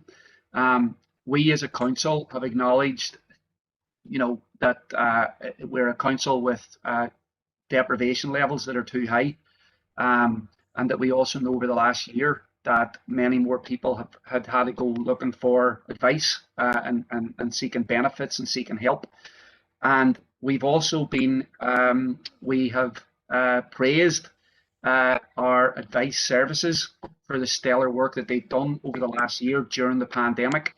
And we know from discussions with advice services and from workers that a lot of the workers are saying they're exhausted and they feel demoralised as well, because a lot of the funding cuts that they've faced have really put them under intense pressure over the last year. And so we have a kind of couple of things happening. We know that there has been a proposal to cut funding from the department for advice service workers in Derry and across the north, which we have spoken against as a council, and rightly so. But we as a council are also staring into potentially passing on cuts through the council. And I think we as a council have to avoid doing that. At all costs. We can't tell advice service providers that we absolutely need them. We're dependent on them. We need you to bend over backwards right now to assist more people who need help, and then at the same time announce that we're going to be in addition to the department cuts, which are a possibility, potentially push through our own cuts as well. And this is why we are in a situation where we're doing. I'll wrap up. And this is why we're in a situation where we're putting through this 3-month rollover proposal. So I think we have to find a way, and it can't just be the advice panel, in my opinion. I think that this is the responsibility of this committee and the council. So I'm going to put forward a proposal that I would like the committee to back today. And I think this flows from everything that we have said over the last year about the work that all of our advice providers have done across the district, and that's not going to change anytime soon. Thank you, Chair. Okay, that's it on that there. Thank you for that, John. Do you have a seconder for that there?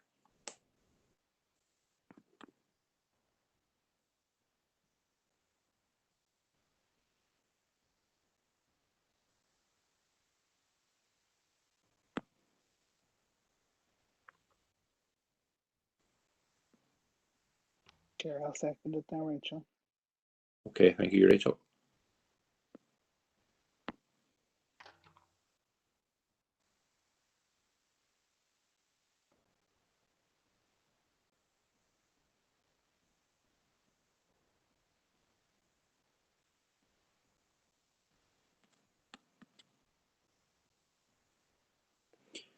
Members, there's a proposal in the box there. I'm going to let Councillor Doyle come in while people are looking through that. So if you want to go ahead now, Councillor Doyle. Thank you, Chair. Appreciate you letting me on. I am a member of the board for the Kieran Resource Centre.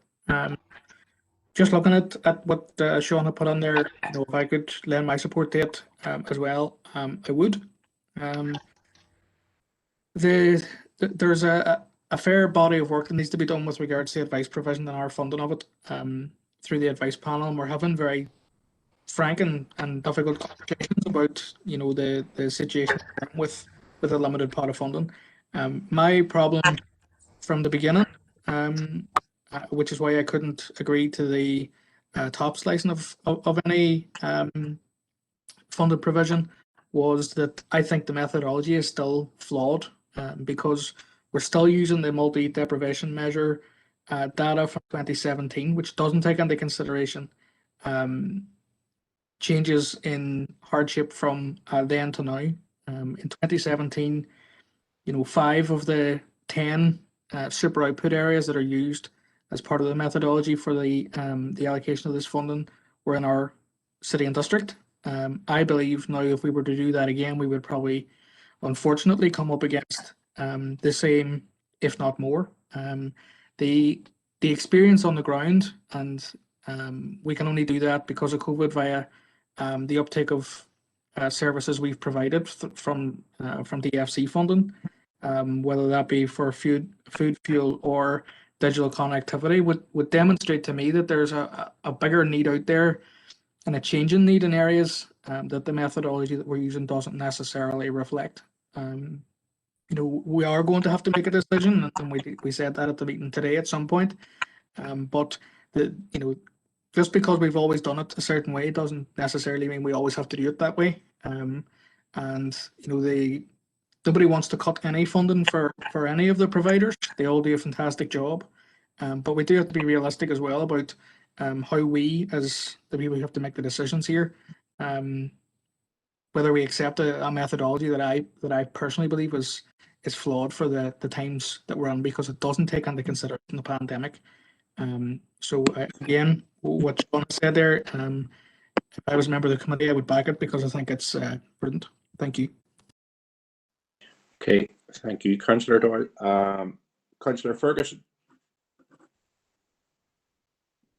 Chair, and I was happy to second it because I do think it's something that we need to discuss and debate. I do agree. Unfortunately, I wasn't able to make the advice panel meeting today because due to work commitments, but I've been at the previous ones and I've been part of the heated debate around this, and I can say without a doubt that not one councillor that's on that working group wants any kind of cuts. And with the advice services, what we've seen is amazing work where they're working at 120%, but unfortunately the pot that we are giving them funding from is stagnant, and it hasn't been had any growth at all over many years. So what I feel like this 3 months extension is going to allow us is to lobby those departments to try and get more funding, and for us to try and find ways. That I know and I appreciate the officers have worked really hard to find this slippage, this £14,000 to cover all their costs, which is amazing and well done to them. So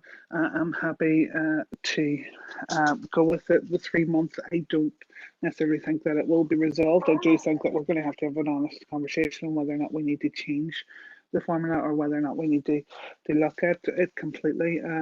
It's going to be a tough 3 months trying to find ways in which we can fully support the amazing services that we do have that have been supporting all of our DEAs and all the districts. So that just wants to say that, Chair. And again, I'm happy to support Councillor Harkin's proposal here. I just hope that it's one that we can actually find a solution for if we put our heads together. Thanks, Chair. Okay, thank you, Councillor Ferguson. Alderman Devaney. Thank you, Chair, for allowing me in. And I have to say, I wanted to declare an interest. I'm a member of the Northwest Advice Board. But I have to say, Mr. Chairman, I don't think anybody at this meeting today would doubt the valuable work that has been carried out by the advice services, the 3 advice service groups here. And, they have been carrying out good work for years, providing information and help to those in need. But since we have moved into the COVID-19 situation a year ago, that advice has become very, very valuable, and a lot of more people in there seeking advice. And look, we have no problem in supporting the proposal here by Councillor Harkin and the recommendation coming forward for the 3 months. And I would like to commend the advice services for the great work that they have done and are carrying out, and especially, as I said, exacerbated by COVID-19. And as we move on, Chair, as we come near the end of furlough, I can only see the situation probably, I hope I'm wrong, being exacerbated again. But the only thing I would caution is that I do agree with Councillor Harkin's proposal here that we that we exhaust every avenue through our council officers and helping the advice panels here and trying to attract funding. And I think really the heart of the nub of this problem is really sits with the executive. And we as a council, I would find it difficult, in our financial situation at the moment. I just hope there is no pressure. We wouldn't support any pressure being put on our council financially to help out in the situation. I do believe we're given good support. We're throwing in there nearly 300,000 a year in there, which is good and is very valuable. But Chair, we have no problem in supporting the proposal and the 3-month recommendation here. Thanks, Chair. Okay, thank you, Alderman Devaney. Councillor Duffy. Thank you, Chair. And just to concur with previous speakers, thank you, the officers, for the report. It was really comprehensive and probably quite a difficult one to come to that position. And I appreciate the work that has gone on within the working group. And I know it can be difficult at times. And I mean, I have been on Advice Northwest board now for coming up to 16 years when they were CAB as well.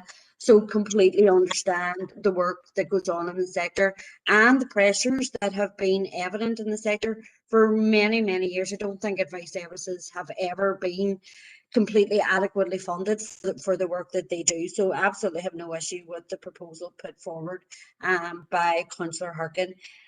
Budgets have been static probably for far too long. We shouldn't be putting vital services up against each other in a competitive way when we know the vital work that each one of them do.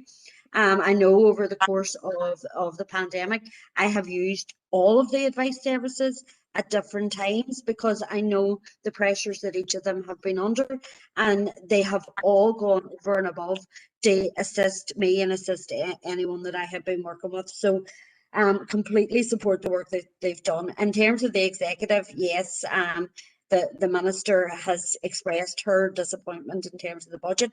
That's why she's put her budget out for EQA assessment, because she knows herself the importance of advice services and wants to protect that budget. So, no issue with the proposal, and support the paper as well as it's there in front of us. And we should, as a council, be speaking with one voice in terms of trying to take this forward and ensuring that we have the funding that we need to assist people within our council area. So no issue at all. Okay, thank you, Councillor Duffy. Councillor Farrell. Thanks, Chair. So firstly, I'd like to acknowledge, the sterling work that the advice sector does for the entire community across this city and district. We're in a difficult position here, and anybody that sits on the working group, we've had a number of meetings over the last month, and they're lengthy. We're not there yet in terms of making a decision, and that's why we've got this 3-month extension. The budget we have at the minute is £718,000. The budget is the budget. We're taking time to try and see if there's any other opportunities internally or externally to increase that, so we can give the existing providers more money. They have a better service for the people across this city and district. Councillor Harkin talked about the process. The process is we have an advice panel. The advice panel makes a recommendation to this committee. We'll debate it at this committee. There'll be a vote on that, and then it'll be ratified at full council. So this is going to be adequately debated. But the issue is money. So either we get it from central government, whatever department, you've mentioned health in there, but my concern, and it's a concern of everybody, I think, that sits in the group, is how we want to give our advice providers more money. Their budgets remain static since, 2015 or something like that. They need more money. But it's where we find it from. And I'm concerned, about the potential threat regarding the £1.5 million cut in the DFC draft budget. So there's a lot of work to do here, but we need to take the time to get this right. I know we've got another meeting planned in 3 weeks' time. We've got another meeting planned after Easter. We're going to take the time to get this right, and that should be our priority here. Thank you. Okay, thank you, Councillor Farrell. I've no other indicated speakers, so I'll just say I agree with Councillor Harkin's proposal, and I commend the work that the 3 advice service do here in the city and district. We've obviously got the 3-month extension because the 9 months we didn't feel was adequate with to take the figures from. So the 12 months will give us a more accurate figure of what has happened in the past 12 months. However, what may be coming down the line, it may not even come close to what is required to operate efficiently, advice services. So obviously the discussions will continue in the group, and we'll see where we are from them. But I think it's definitely down to the executive here and seeing if they can come up with more funding for the advice services. And we can only lobby on that. So I've no other indicated speakers, so we'll move on. Sean, do you want to come back in there? Thanks. Yeah, thanks, Chair, for letting me back in. Look, it sounds like everybody supports that, and I'm not surprised because I don't think anybody wants to see our advice services cut because we know how dependent we've been on them. And they are, if you look at their funding from 2015, doing more work with less resources, and that hits directly the workers because we're also, we're not talking about pay terms and conditions, but that is also a factor here. So look, we were in a situation where there was serious concern amongst our advice services, our advice providers, that there was going to be cuts to some, or cuts to the expense of some, not the others. And I just think that this is, when I say about we avoiding unnecessary competition or stress, they're actually quite collaborative, or they've been collaborative. And I fear that there's been a proposal that is not the responsibility of any councillors or council officers, that has actually done some damage to that. So I think we have to, take this proposal very seriously. But we are not, as a council, not going to, from our end and our ability, whatever the funding pot is, we're not going to pass on unnecessary cuts and do it in a way that actually causes tension between advice providers, and that we are going to fight to get more funding. And as people have said, look, we've said this already. We provide, because we are not properly funded by the executive, are forced into a situation where our council has to provide more funding, and it's right to do that. But really, we shouldn't have to do it. We should be looking to get more funding, given the levels of deprivation and social need in our district. So look, I think we should follow through on this. I think what Councillor Doyle said is right. I believe that some of the figures that have been used are not the right ones. But that we'll take that back into the advice panel for them discussions that Barry mentioned in a couple of weeks' time. Thank you, Chair. Okay. Thank you, Councillor Harkin. Can I have a proposer and seconder for that item? Chair, Morris. Second there, Rachel. Okay. And we'll move on to item 16, site selection appraisal for Glen Community Centre. All right. Thanks, Chair. Members, the purpose of this report is to identify an optimum site location for the project. A site option appraisal report was commissioned by Council and formed one element of Part 1 of the ICT's professional services contract for the proposed new Glenview Community Centre.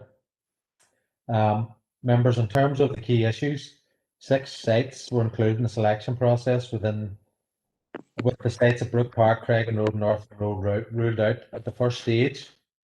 3 site locations for the project moved forward to the second stage and were assessed to determine the optimum location.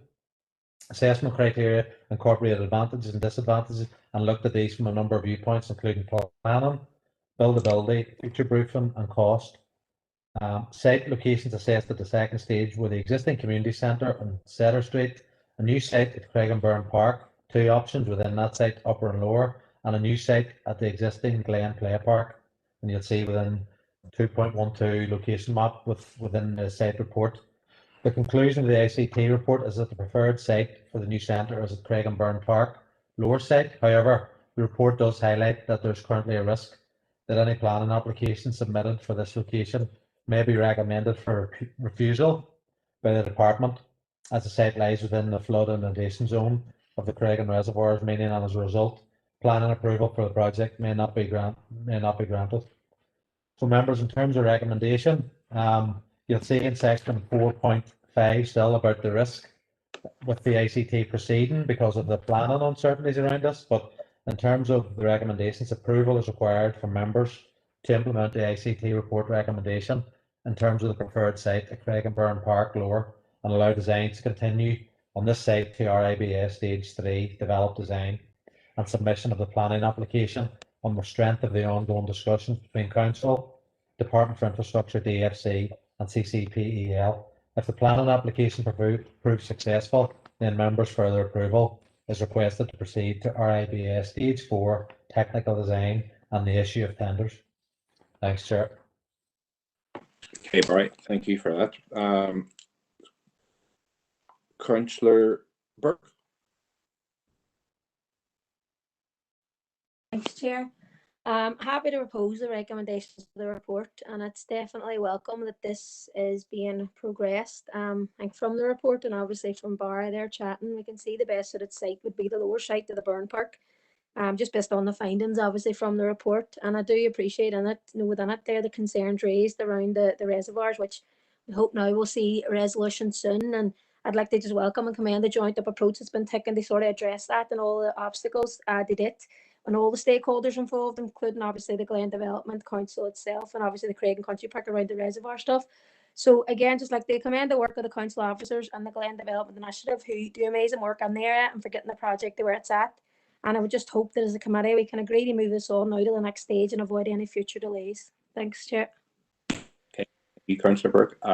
Councillor Ferguson. Thank you, Chair, and I'd like to second it.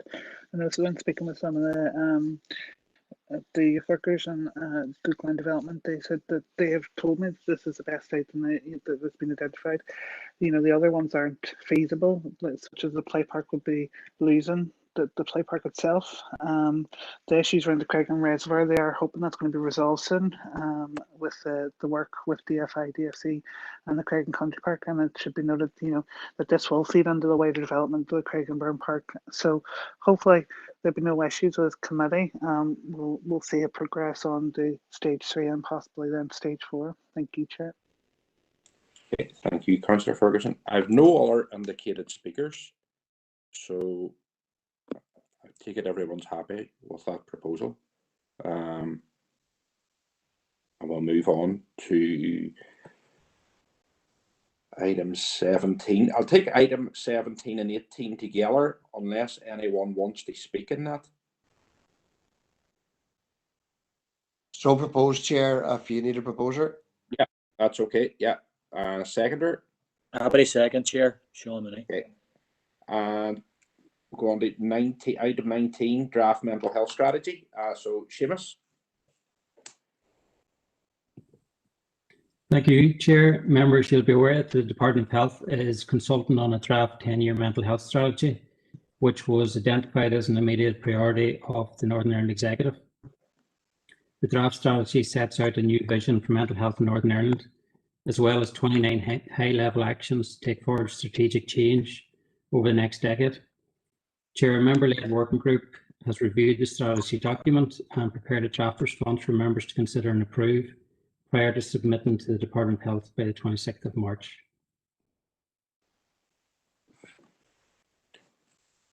Okay, thank you, Seamus, for that. I have no indicated speakers there in this. Morris? Proposed. Okay, Morris, okay. Councillor Ferguson? Just really quickly, I wanted to thank Seamus and his work with the working group and with Councillor Doyle proposing the working group so that we were able to meet with the likes of Siobhan and Neil and really flesh out our response so that it was for the entire district. So I just wanted to second it and thank Seamus and his team for putting the draft proposal together with our comments. Thank you. Okay, thank you, Councillor Ferguson. Councillor Farrell? Thanks, Chair. I was a member of the working group, so I think we're all acutely aware of the mental health issues that our society faces in general. And I think we all support the introduction of this mental health strategy, which aims to transform and enhance existing services. It's definitely needed and it's long overdue.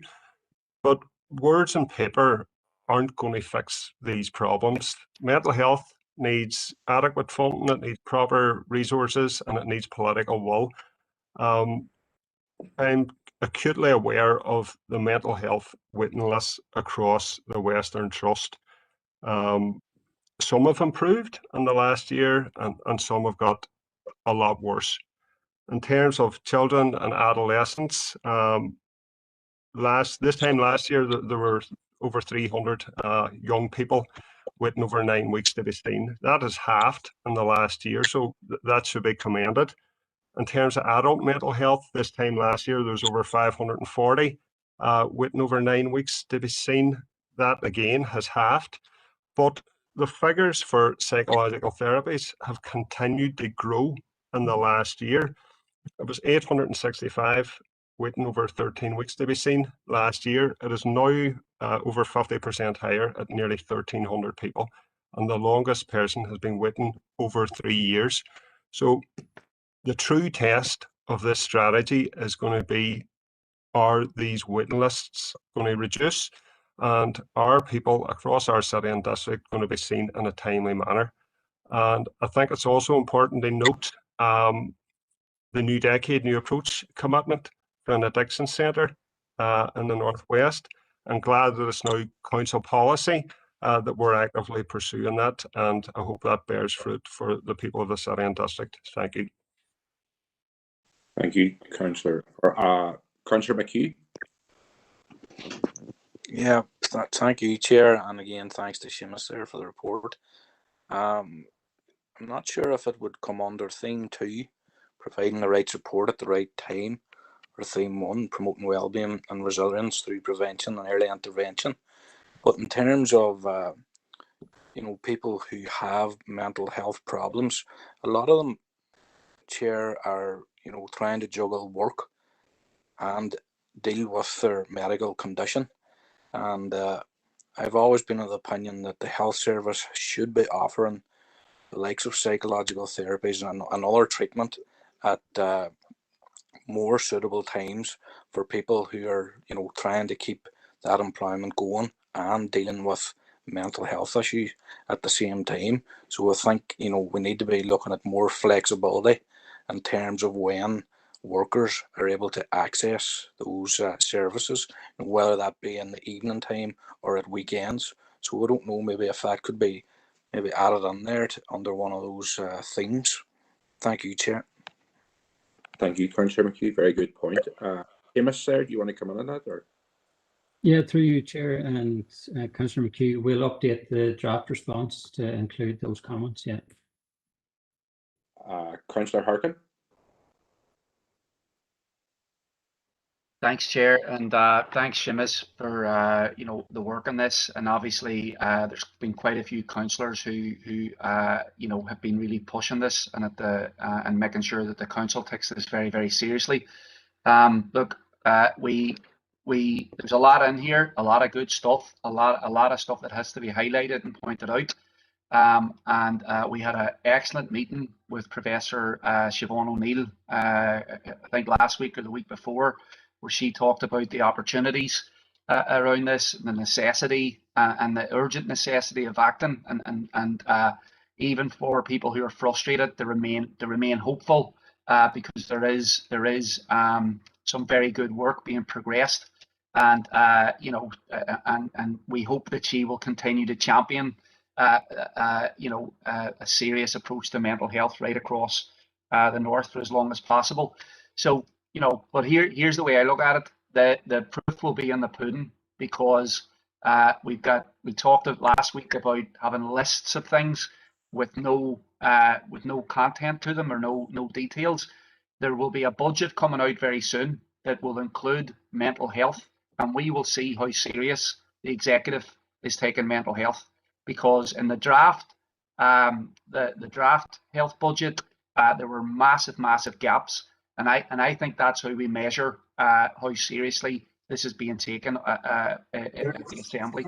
So that's my point on this. Thank you. Thank you, Councillor Harkin, for that. I have no more indicated speakers in that, so I'll just thank Seamus for bringing forward this draft consultation and the work that he's done on it, as well as his team and the mental health working group. And I apologise, I wasn't there at the last meeting, but there's a lot of effort and time being put on this, and it's been very underfunded through the years, so it has to change at some stage. Alderman Hussey, you wanted under item 18. If you keep it short. I'm having, very, very short. I had connectivity issues there. I noticed in 2.2 that demolition of toilets is included. I'm not sure if that's, for example, the demolition of the toilets in Castleberg. Not sure about that. Or maybe another toilet block going forward. But Derry councillors will know that there are issues developing there, and I did sit on the toilets working group previously, and the issue then of community toilets being initiated there. Seamus is well aware of all of that. But within the play park strategy, there are moves to have the castle site in Castleberg moved up to a neighbourhood, at very least a neighbourhood play area. If that were the case, through environment and regeneration, obviously, there would be the possibility of a toilet block needed on that site. Is it possible that Health and Community, probably through Seamus, could liaise with environment and regeneration as to the potential for having a toilet block sited at the gates there to the castle site, which would be dual purpose? It would service the castle site and would provide a toilet block within the town centre. Thank you, Chair.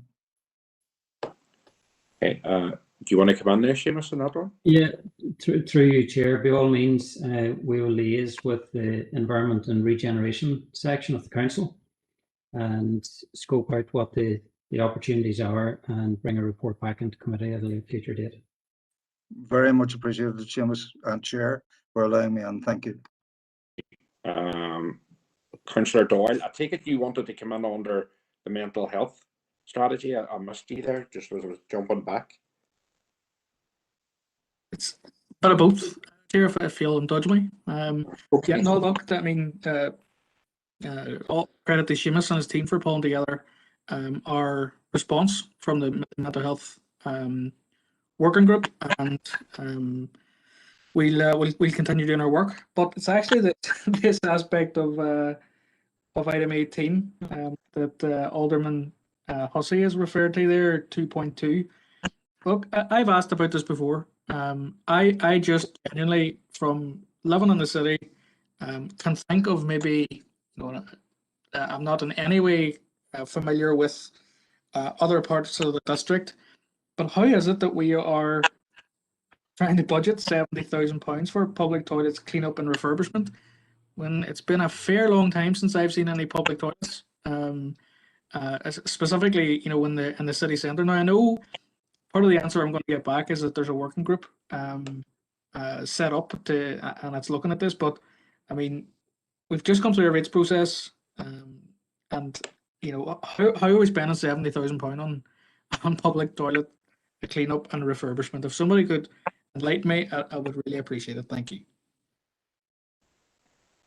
Okay, thank you, Councillor Doyle. Do you want to come on there again, Seamus? Or yeah, through by all means, that's an estimated figure, and as outlined in the report, further report will be brought back, particularly in relation to the public toilets. We do have a number of public toilets that are closed at the moment. A review will be carried out within the first quarter of next year, and we have been focusing on improving the public toilets across the council area, mainly through the community toilet scheme and also the change in place facility. But by all means, we'll bring back a report outlining the options, and they will be costed as well. In relation to the demolition of toilets, there are a number that are currently closed and have been closed for a number of years. Claudy and Park would be two to mention. And that's why we want to earmark some funding just to enable us to proceed with some of those works. okay, thank you, Seamus. Seamus, you should mention Claudy there. Is Claudy for demolition? Yes. Potentially, Chair, yeah. Yeah, okay, thank you for that. Move on to item 20, update for affordable warrant scheme. So, Seamus, if you want to take that again. Thanks, Chair. Members, you'll be aware that the Council has been delivering the affordable warrant scheme in partnership with the Housing Executive on behalf of DFC since 2014. The scheme targets low-income households who experience the effects of fuel poverty and energy inefficiency. Chair, a member-led working group was set up to review the implementation of the scheme in this council area, and the recommendations put forward by the working group are outlined in the report.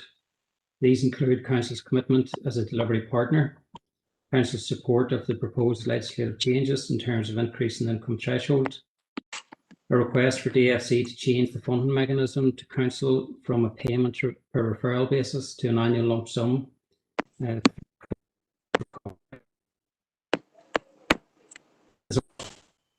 For DFC to provide additional funding to Council due to the high demand in this scheme. And also there's a recommendation in terms of flexibility in the target of the scheme. So chairs recommend committee approve the recommendations of the affordable warrant working group. Okay, thank you, Seamus, for that there. Let's see, Councillor McHugh wanted on there. Thank you, Chair. Apologies, Chair. The quick question was actually in relation to the last item. So it was, if you don't mind. Go ahead. Go ahead. Thank you. No, I was just looking for a brief update just on the change in places facility that has been, or funding has been secured at Derry Valley Leisure Centre. What's the current situation with that? Thank you. Okay. Yeah, through you, Chair. We've had ongoing discussions in recent weeks just in relation to progressing that project. Funding has been secured from both the Public Health Agency and the Department for Communities, which would enable us to proceed, and we just want to ensure that we can carry that over into next year. And we've been liaising with the Department for Communities on that and hope to be able to proceed with that project early in the new year, or the next financial year. Thank you, Seamus, and thanks, Chair, for allowing the question. No problem, no problem. Councillor Logue. Thank you, Chair. And as I said at the start of the meeting, I sit on the affordable warmth working group, and I would like to propose that we accept this recommendations that is on this report today. At this point, I would like to thank the team who work within the environmental health. They are doing a very good job in delivering this programme out to those who need it. Indeed, we are one of the better councils, I believe, at administering this scheme. So it's well done to the team on that. And I would also like to say it's very welcome that the threshold has been increased from 20,000 to 23,000, and also that there are benefits that are now not going to be taken into consideration. So all that is welcome. We do have a couple of issues which Seamus has highlighted there in the report. So I do hope that they are considered and we get a favourable response. But I would like to just propose that we accept this report. Thank you. Thank you, Councillor Logue. Councillor Farrell. Thanks, Chair. I'd like to second the report. I too am a member of the Affordable Warmth Working Group, and I endorse the proposals contained within the report. You know, I think there's a unified front from all members, and we've agreed to this, and that's great. I've got a question to Seamus, and it's not in relation to our role in administering the affordable warmth scheme locally. The budget for affordable warmth for this financial year, so 2021, was £12 million. My party colleague Mark H. Durgan asked a question of the Communities Minister in February, and the actual spend was £6.5 million. So there's a £5.5 million underspend for this financial year, which can't be rolled over into the next year, apparently. Have we any idea of schemes locally and people locally that are impacted by that? So ones that were meant to be carried out couldn't be carried out due to COVID restrictions. Have we any understanding of that locally? Through you, Chair, yeah, Councillor Farrell, I suppose probably the housing executive were impacted the most in terms of ensuring that the work was completed. And all I would say is that DFC have outlined that the proposed budget for 21-22 is 16 million, so that's an increase. They have talked about their business case is approved until 2024, but unfortunately that's an annual budget rather than a multi-year budget going forward. And we may then have to engage with them on a regular basis in terms of funding going forward. So that's really all I know in terms of the budget at this stage.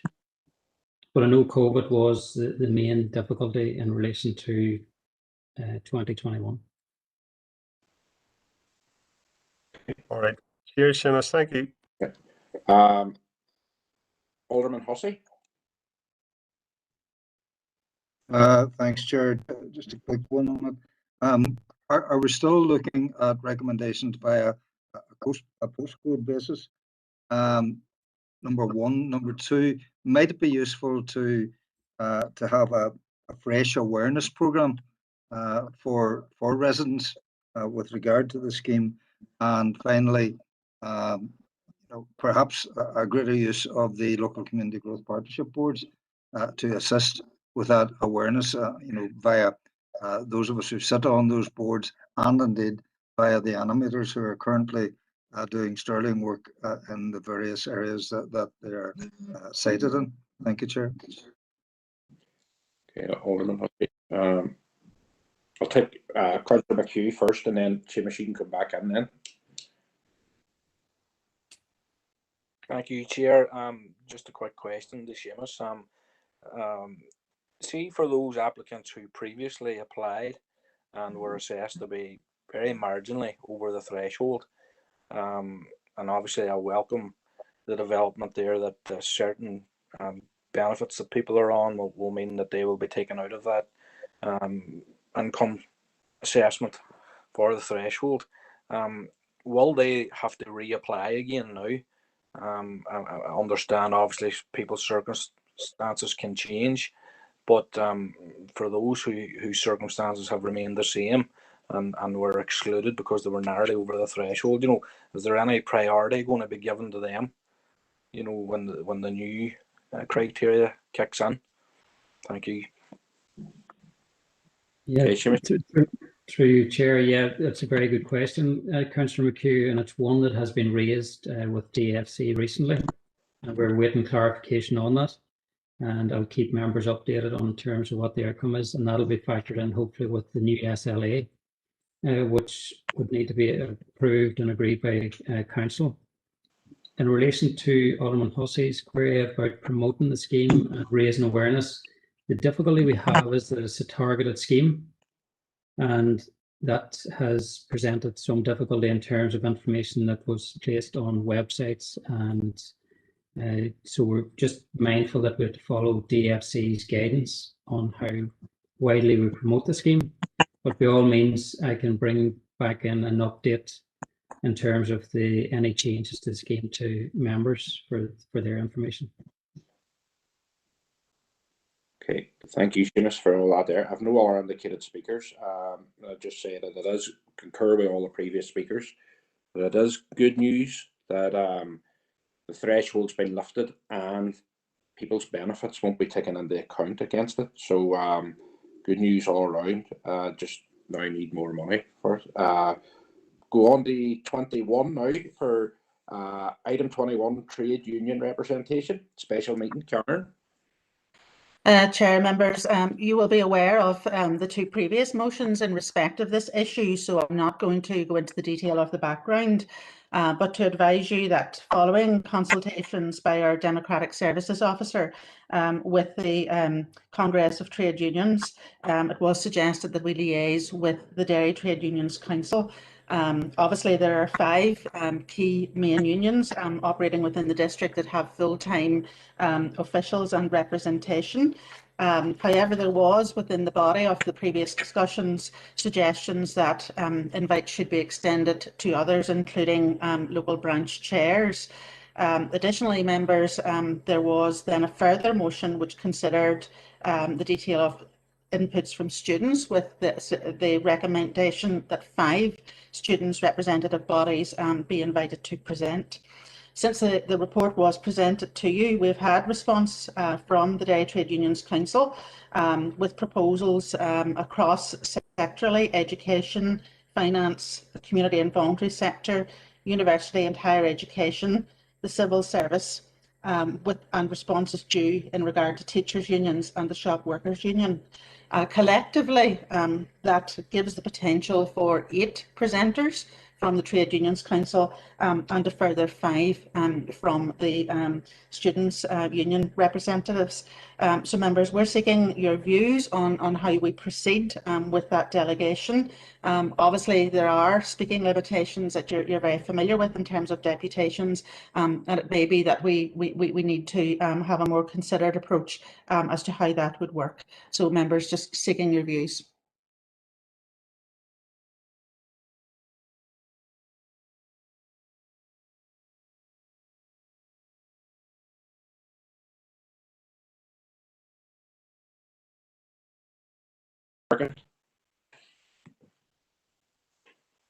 Thanks, Chair, for letting me in. Thank you, Karen, for the report, and thank you, officers, for moving this meeting along. And I can report that you know, the trade unions are very appreciative of the opportunity to getting to speak with local representatives, and it will be very much, I think, local representatives who will talk to us about the issues in our district that they've been dealing with over the last year. Yeah, I think, Karen, I know that something's been worked out in terms of the exact speakers, or there is a plan in place. I was contacted about how to arrange this meeting, given that the original proposal combined, there was an amendment made to it that added in the students. So, you know, there's many more unions actually, but you know, I think what Karen has laid out is fine because it's quite representative. But that is quite a few speakers, and so my opinion was that it could work better to have 2 separate meetings, so the students get their opportunity and the trade unions get their opportunity, and it's not entirely time constrained, both for councillors and for those doing presentations. Though I felt like others should give input into the best way to do this. In fact, I was hoping that Mary Durkin might be able to help with that, because she had amended it to include the students. So I didn't want to presume that they would be happy not to be part of the bigger delegation. But there's clearly, that's quite a few people trying to speak at one meeting. So it'd be useful to get input on the best way to do that. Okay, thank you, Councillor Harkin, for that there. Does anybody else want to come in on that there? Councillor Logue? Yes, Chair. No, just to welcome the opportunity to engage with the trade unions. Again, I know when I was chair of the staff committee before the amalgamations of councils, we would have had unions on quite regularly. And I suppose it's good to have them on again and talk about all the issues on the matters of how we're going to manage this. I do think maybe 2 meetings or maybe a certain time allocation. But I'll wait and see if the officers maybe can come up with something. But we should be giving all of them enough, I suppose, time and whatever to put their case together, unless they want to come together. I'm sure a lot of the issues that most of them will be presenting will be similar. So, if maybe they could come together and do joint presentations, might be an idea too as well. But certainly welcome this engagement. Thank you. Okay, thank you, Councillor Logue. Councillor Riley? Yeah, Chair, thanks for bringing me in. I suppose thanks to Karen as well for the report. Yeah, I know when the motion came in relation to the students' unions, then a separate motion came forward, and that also involved inviting the same people back again to the chamber. And I think that's where people thought that there might be sense in trying to amalgamate some of these conversations, because obviously the conversations in this virtual chamber are very important, obviously, for local democracy, but these conversations are happening anyway on other forum in virtual ways as well, and trying to influence MPs, MLAs and the decision makers as well. So I think we need to be conscious of being time efficient, and I suppose with that in mind, Chair, maybe a suggested way forward is that all those that we're inviting in are all asked to bring their presentation in advance, albeit maybe a shortened presentation if they are aware of the other people that are coming in to speak as well, that they can know what other people are saying and shape up their own commentary in relation to that on the day. So I think if we advise the unions that are coming in to try and have a PowerPoint or a presentation that they can circulate in advance, that allows the elected members and the other people who are speaking to know where the pressure points are with from each union's point of view, and the points that will be covered by other people. So it might aid to try and cut out any repetition, but also give the meeting a particular focus. And I think that it certainly does no harm to hear from the broad range of union opinion on these issues. But I think if we ask them to try and have that down on paper in advance of the meeting, that allows the meeting itself maybe to flow as well as can be expected, given the time constraints and the physical constraints that we have been on online, as opposed to being in the chamber where we could receive paper handouts and things like that. So my view would be that we proceed as Karen has outlined, and we ask the unions to try and submit their presentations in advance so that people can digest it beforehand. Chair, thank you. Thank you, Councillor Riley. Alderman Hussey. Thank you, Chair. And I'm speaking as a committee chair, and members that I did raise concerns as to the length, particularly of a presentation, when it's incorporated within a normal meeting. Now, thankfully, what has been looked at here is special meeting, and I would welcome it. I do agree that you can only maintain an attention span, for so long.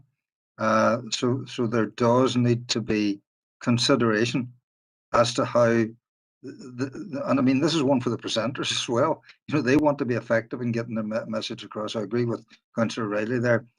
Give us the presentation beforehand, but there's no need to actually read through your whole presentation. Give us a 5-minute synopsis, because as we all know, sometimes when we receive a presentation, more time is actually spent on the questions that follow as opposed to the actual presentation. So whatever way it is structured, I think we always have to be mindful of the attention span of members, and as has been referred to, this virtual methodology does present its own particular problems, as opposed to a physical meeting. So all of those things need to be taken on board, but some way of limiting the actual presentation so that you can get to what we really want to get to, which is expansion or questions to the presenters. Thank you, Chair. Okay, thank you, Alderman Hussey. You looking on again, Councillor Harkin? I am, Chair. Yeah. So look, I appreciate what everybody has said here about the time and the number of presenters. It seems to me the most practical thing to do is to divide it up and have 2 separate meetings, because we talked about the trade unions all limiting their presentation, but we've also got 5 students there, so it would have to work in both ways. And the goal here is to make sure that people are heard. People take these platforms very, very seriously. I know that we are probably bored looking at each other through this virtual medium, but that people do getting the opportunity to talk to local council representatives extremely seriously. People prepare. People seen how serious the presentations were on Monday. So I think that I would give council officers the opportunity to go back to talk to the various people who are being invited to see what the best way to do this is. I think you can probably get it down to something like 5 and 5 or something, but that's still quite a few. And even with short presentations, short and sharp presentations, so I would give it back to ask the council officers to try and figure this out, and maybe look at splitting it up into 2 presentations if that ultimately is going to be the best way to allow people to be heard, and to allow elected representatives to actually engage with the people who are doing the presentations. Thank you, Chair. Thank you, Councillor Harkin. I myself had spoke with Karen about this. Obviously, at that time, I think we were talking about 5 unions at that stage, 5 or 6. That's up to 8 now. Am I correct in saying? And 5 student unions. There are 6 names forwarded at this point, with 2 outstanding responses. So it may be that those unions elect not to present. We're not sure. We're happy as an officer team to do follow-up work and see if, merging presentations, having the documents circulated, allowing people that additional opportunity of putting in a written response in advance, to give members further detailed information. And I suppose, Chair, we can come back to you if we feel that that is going to be an issue, and we feel that there's a requirement for a further additional meeting. So we've obviously got to get the agenda and the invitations out in respect of the current planned meeting. So we'll proceed on that basis. I think that if we have I have already agreed that we should cut the length of time given for the presentation. Now I suppose that depends on how many we're looking at and they end up. If we're looking at 6, probably 6 or 7 minutes would be ideal. If, as Councillor Riley says, which I do agree, the presentation is circulated amongst members, before the meeting, which would be a good idea. But I'll happy to hear members' thoughts on that, and I can work with Karen and the officers over it. Is everyone happy at that? So we move on to, kind of a proposer and seconder for that. So proposed, Chair, Councillor Riley. Yeah. I'll second, Councillor Mooney. Okay.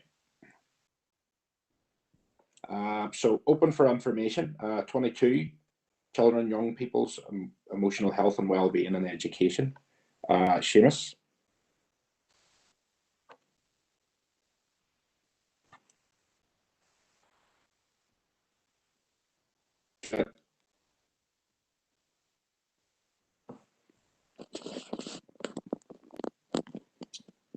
Sorry, Chair, that report's basically just for information from members to note. Unless if anyone wanted to speak on it there, or item 23. Are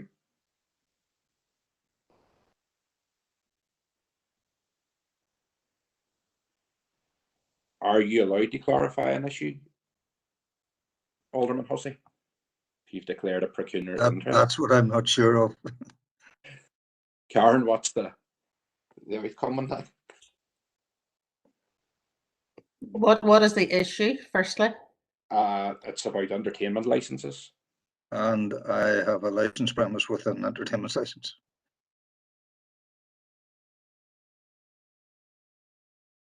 I'm assuming that it's non-prejudicial to your own business operation. It's a general query. It is, yes.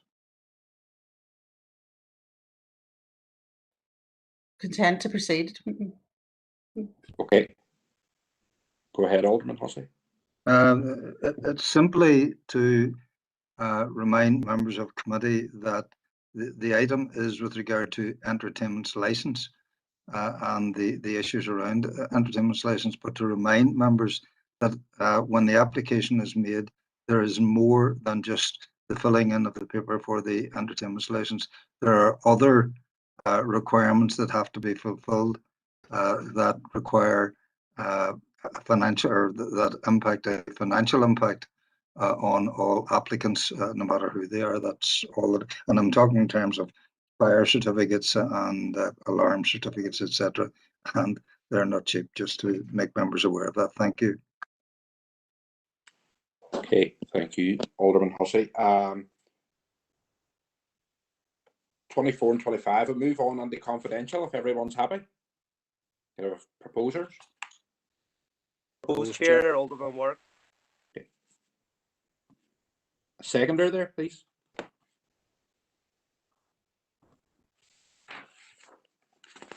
That's yes, Councillor Riley. Okay. Matters arising.